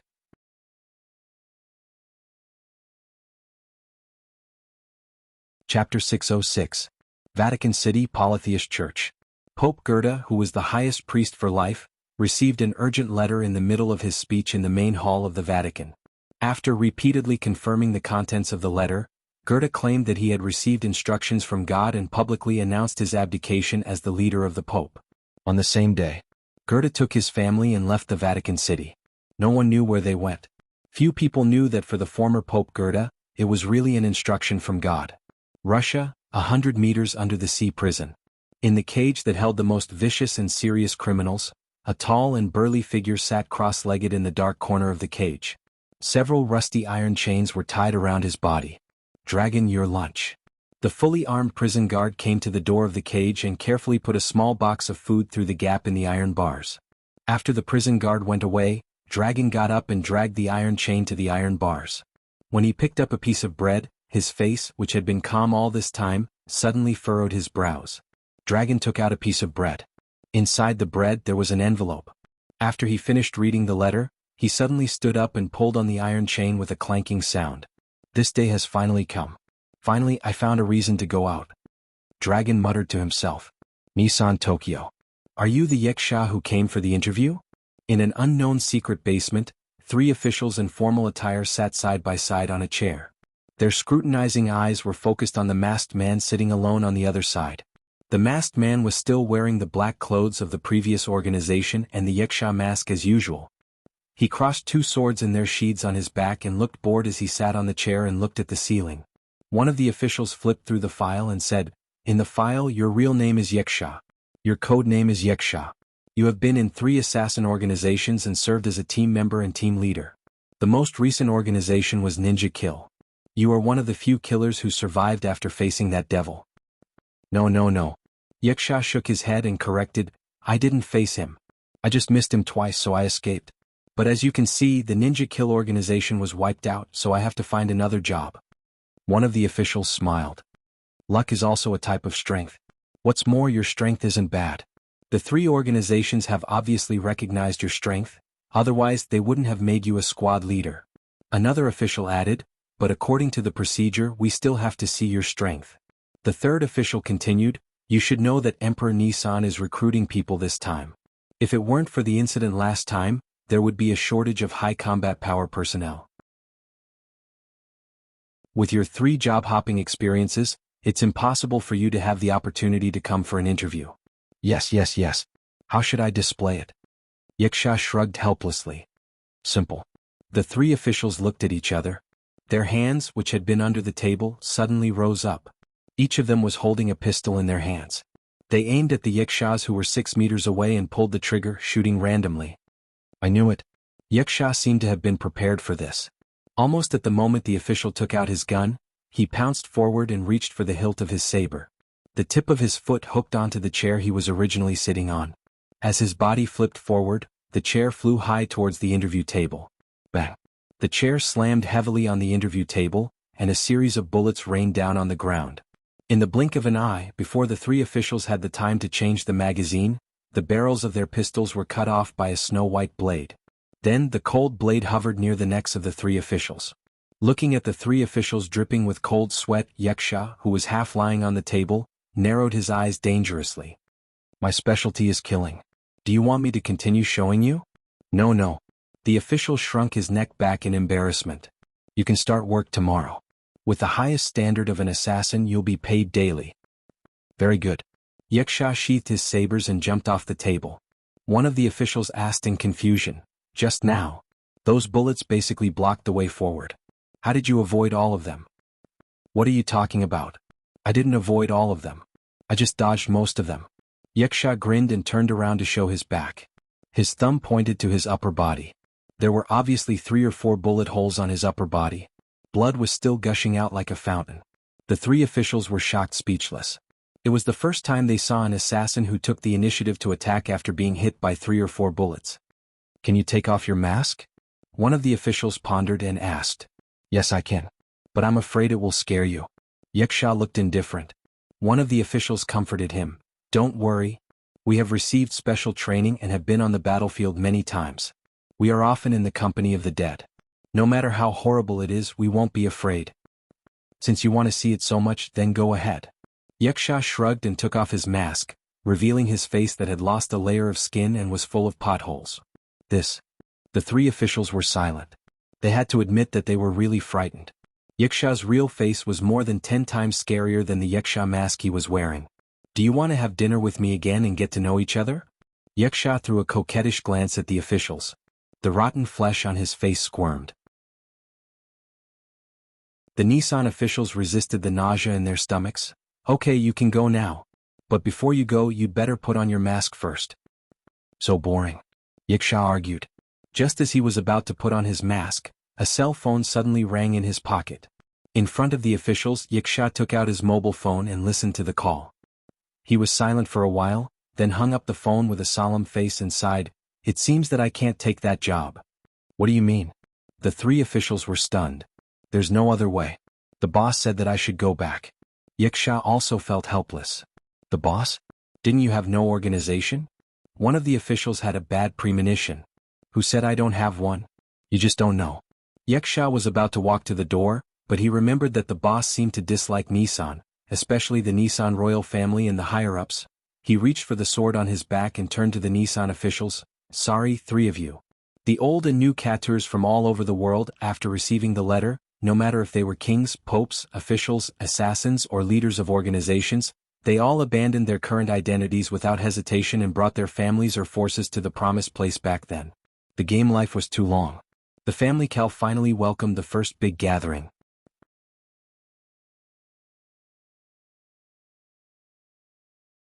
Chapter 607. 3 months later. Since the Battle of Sokovia, another 3 months had passed. Everything was settled, and the world seemed to have returned to its long-lost peace. But whether this was a sign of continued peace or the eve of a storm, no one could say for sure. Under the world there were still undercurrents surging.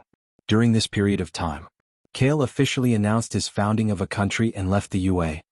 He took the unnatural firm and completely withdrew from New York City, leaving only an empty shell building to maintain affairs. No one knew where his country was built or where it would go. The Avengers had new members, namely Scarlet Witch Wanda, Quicksilver Pierre and Vision Ultron. Their overall combat power had leaped, and their crime fighting had become more efficient and effective.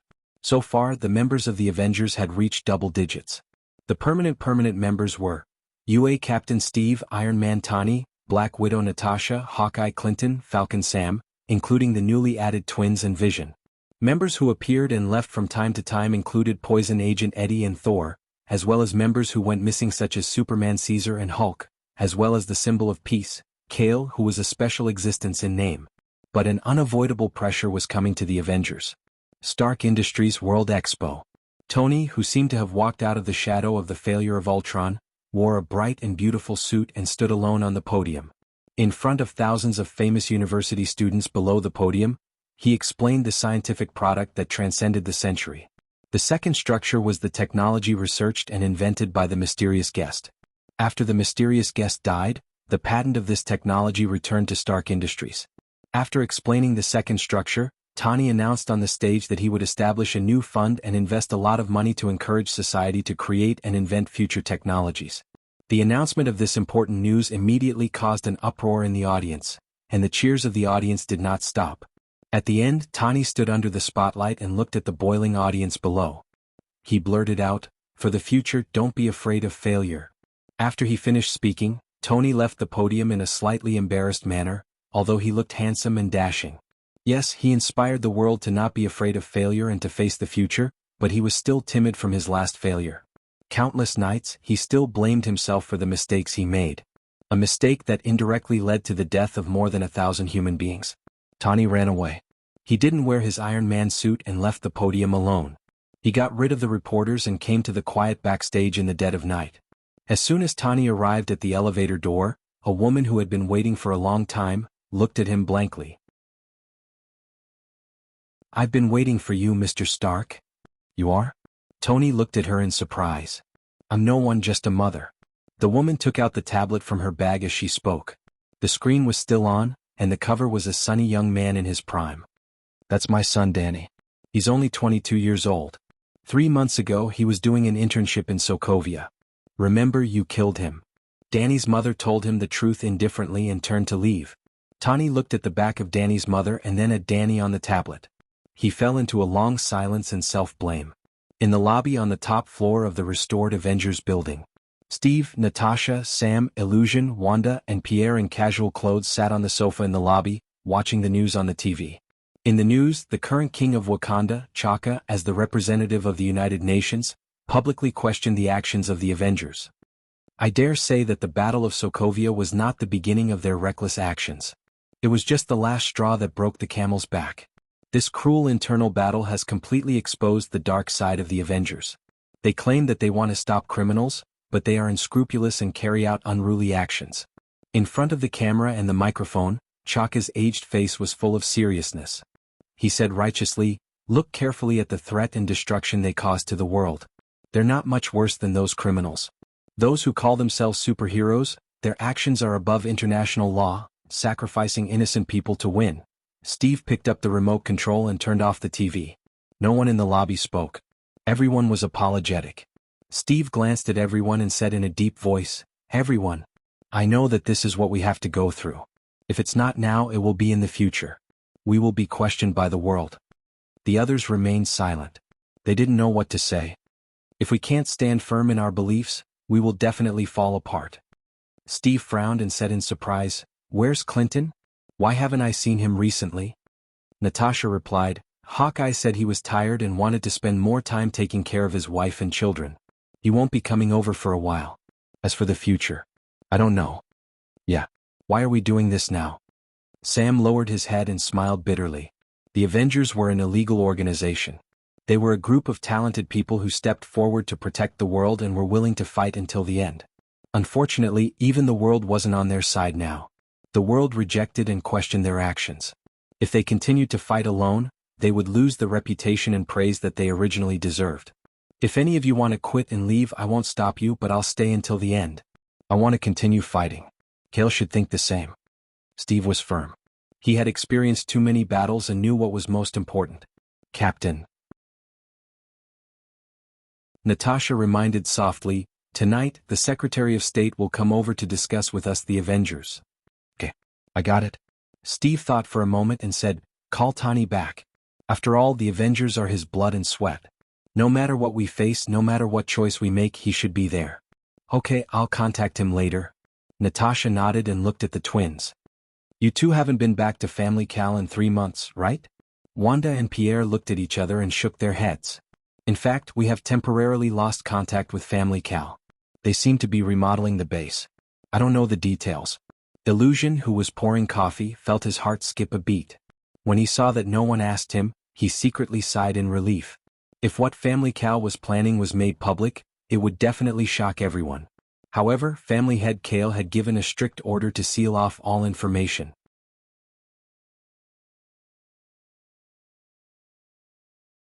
Chapter 608. At night. At the top floor of the Avengers building. At noon, Steve and the others were still there. However, Tani and the Secretary of State were also there. "Tell me, why did you call me back so suddenly?" Tani was wearing a dark t-shirt. He leaned against the desk and scanned the people sitting in the hall. Steve and the others looked at the Secretary of State. "Is the situation not clear enough?" The Secretary of State was an old man with white hair.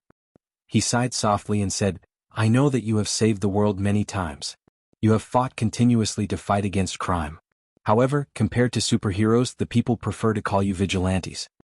Natasha was not convinced and retorted, "Mr. Secretary of State, the term vigilante comes out of your mouth. Do you dare to use this term to describe Kyle?" "That's different." The Secretary of State avoided the topic. In any case, this golden age was fought by Cale. The achievements of the symbol of peace were not something he could talk about. In other words, in this world, no one dared to stand in front of Cale and question his actions. However, the Avengers were different. "Think about it," the Secretary of State said in a deep voice. "A group of superhumans living in the United States often ignore national borders, local police, and laws. Their actions are completely reckless. Now, the governments of the world can no longer tolerate this situation." At this point, the Secretary of State turned on his phone and pressed the play button. In the video, there were clips of Hulk rampaging through the streets, Thor using lightning to bombard the top of the tower, Iron Man and Ultron fighting, and Scarlet Witch blowing up the building with a bomb. Beside them, countless ordinary people screamed and fled. They were affected by the battle between superhumans. They were all flesh and blood. If they were affected by the battle, they would either die or be injured. The Battle of New York, the Battle of the Aircraft Carrier, the Battle of Washington, the Battle of Sokovia, and so on. You all remember these, right? The Secretary of State put away his phone. Seeing that the heroes in the main hall were silent, he calmed down and took out a document from the inside of his suit. Of course, there is a solution. This is the Sokovia Agreement. Led by Wakanda, there were 117 countries that supported the agreement. All countries have the right to participate in the monitoring. Supers cannot act in private, or they will be sanctioned by more than 100 countries. Only when everyone signs this agreement can you, the Avengers, continue to live in harmony with the world and move towards the future. The Secretary of State's decisive words served as a conclusion. He left the Sokovia Agreement behind and left the top floor alone. Everyone in the hall was silent for a long time. Then, Tani was the first to break the silence. He shrugged indifferently, picked up the agreement and flipped through it. Then he immediately took out a pen from his pocket. "Tani." Steve wanted to stop him. "That young man. No, many young men died because of my miscalculation, unable to walk towards the future that belonged to them. Tani was expressionless as he signed his name on the agreement.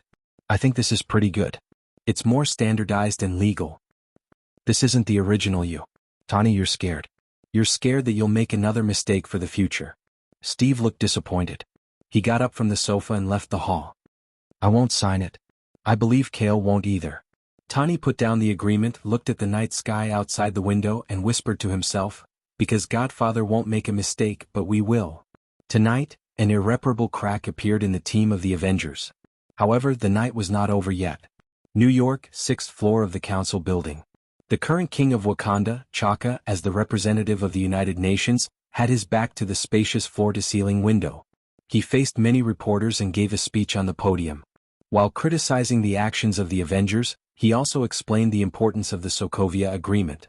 At the front of the podium, a black young man wearing a leopard tooth necklace, Prince T'Challa of Wakanda, was looking at his father with a smile. Suddenly, T'Challa had an extremely bad premonition. This was the sharp intuition of the wild in his body. It was as if he was about to lose the most important person. But the most important person was standing in front of him at this moment. T'Challa's eyes widened. In his violently contracted pupils, a black object shot out from the floor-to-ceiling window behind his father's podium. No! T'Challa screamed in despair. He sped up and rushed toward his father on the podium. But he was still a step too late. The object hit the floor-to-ceiling window and instantly exploded into a burst of flames. Boom! The flames of the rocket explosion bloomed in the night of New York. The floor-to-ceiling windows on the 6th floor of the building shattered. The explosion continued to sweep and covered Chaka on the podium. T'Challa, who was in the air, was directly slapped back by the explosion. The reporters in the room were in a mess, screaming again and again. Terrorist attack. And it was an attack against the king of Wakanda. In the billowing smoke in the room, Chaka crawled on the floor. He ignored the ringing in his ears and forced himself to crawl to his father's side. At this time, his father had already fallen in a pool of blood and stopped breathing. He looked out of the window with bloodshot eyes. Among the panicked passers-by, he just happened to see a man with disheveled hair and a mechanical left hand riding a motorcycle and leaving. I'll definitely kill you. Definitely. Chaka gritted his teeth, anger burning in his chest like a flame. Steve, who had just returned home, had yet to take a shower when his phone rang. He picked it up and saw that it was Natasha calling. What's up? Steve picked up the phone. For Natasha to call at this time, it must be something urgent. Natasha quickly said, Captain, the king of Wakanda just died in a terrorist attack at the diplomatic building in New York. Your old acquaintance seems to have appeared at the scene. He's a major suspect. Baki? I got it. Steve took a deep breath. Since the battle on the aircraft carrier, Baki had disappeared. Now that he suddenly appeared in New York and was a suspect in killing the king of Wakanda, the situation was not optimistic. No matter what, he had to find Baki and ask him clearly. Steve quickly changed into his American uniform and put on the vibrating gold round shield. He also asked Natasha to keep in touch and inform him of the latest information at any time. If the police were one step ahead of him, everything would be irreparable. What Steve didn't know was that after Natasha told him, she hesitated for a moment before dialing the family Cal's emergency number. In the current dangerous situation, if Captain America stood on the suspect's side, then the barely maintained situation would completely collapse. Only that man could save them from this hopeless situation.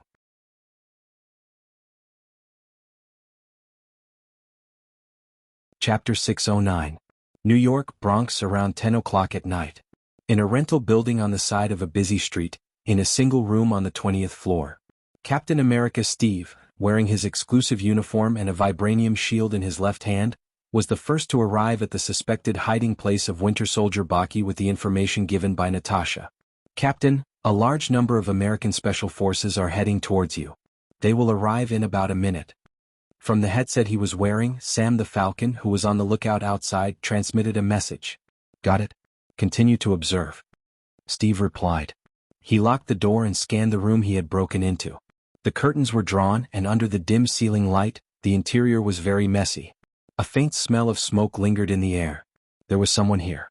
Just as this thought appeared in Steve's mind, the door suddenly opened, and a man with disheveled hair walked out. It was Baki, his comrade he knew.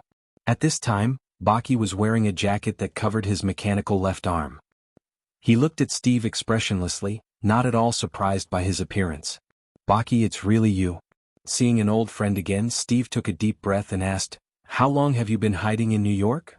"It's been about 3 months. Why didn't you contact me?" "Why should I contact you?" Baki turned his face away and asked, "Don't forget your position. You and I are on opposite sides. You are a hero and I am a criminal." Steve frowned, stepped forward and looked at Baki. "Then the person who attacked the king of Wakanda."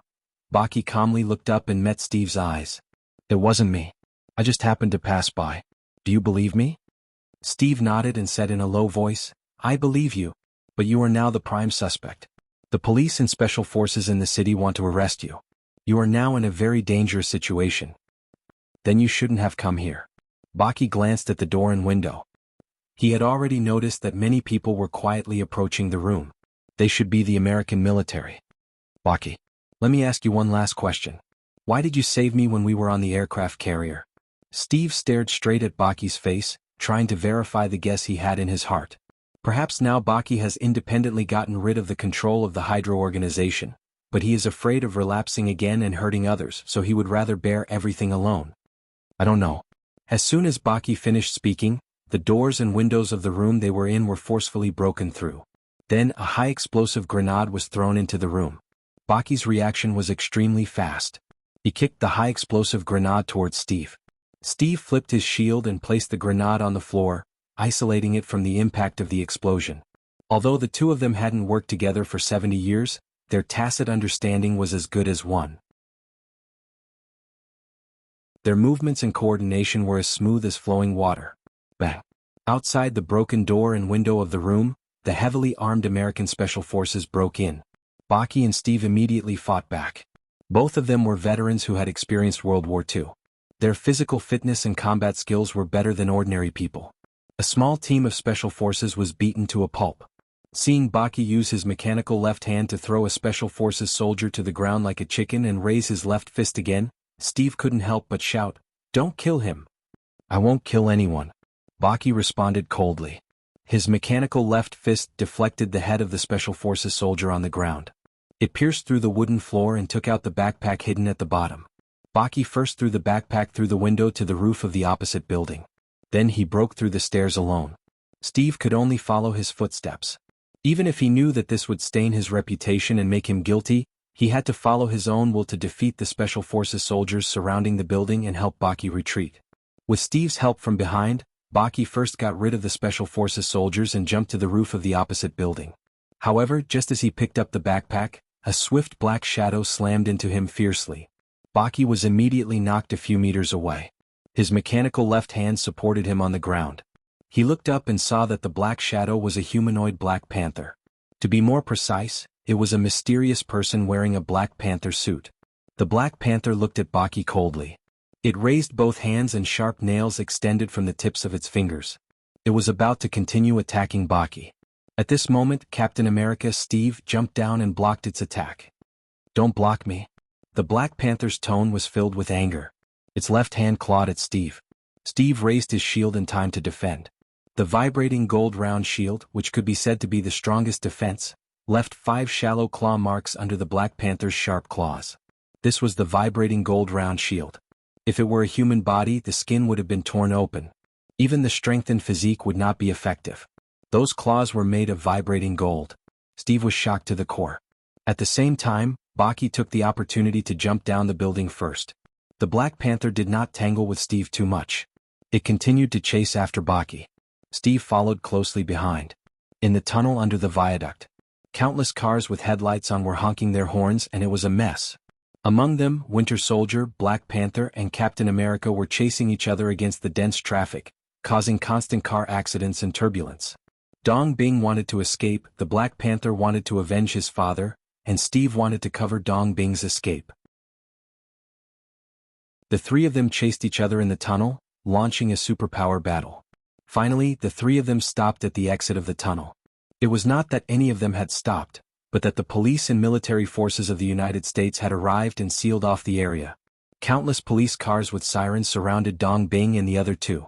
There were more than a dozen military helicopters flying in the sky, and several glaring spotlights shone on them. "Put your hands up." The war machine in iron armor, Colonel Road, flew to the ground, opened the cannon with both hands and aimed at Dong Bing and the other two. He looked at Dong Bing and the Black Panther and his eyes fell on Steve. "Captain, you are a criminal." Baki and Steve were silent. They no longer resisted and raised their hands in surrender. The Black Panther retracted its claws and took off its helmet, revealing a dark and firm face. It was T'Challa. "Oh, Your Majesty." Rhodes showed a look of realization. T'Challa, who was originally a prince, naturally became the nominal king after the death of the king. Seeing that Dong Bing and the other two did not resist, Rhodes sighed lightly and ordered the police next to him, "Okay, handcuff them." "Wait, ordinary handcuffs are useless against the three of them. We need to use special props." "Yes." The dozen or so police officers were about to step forward when suddenly, a spark appeared on the road. Then the spark spun into a wheel and a tall and majestic figure stepped out from it. It was a young and handsome silver-haired youth, dressed casually and ordinary.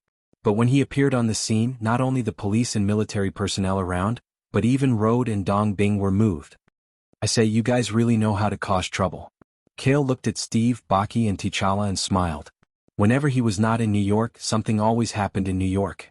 If he had not arrived in time this time, perhaps the unnecessary civil war would have really happened.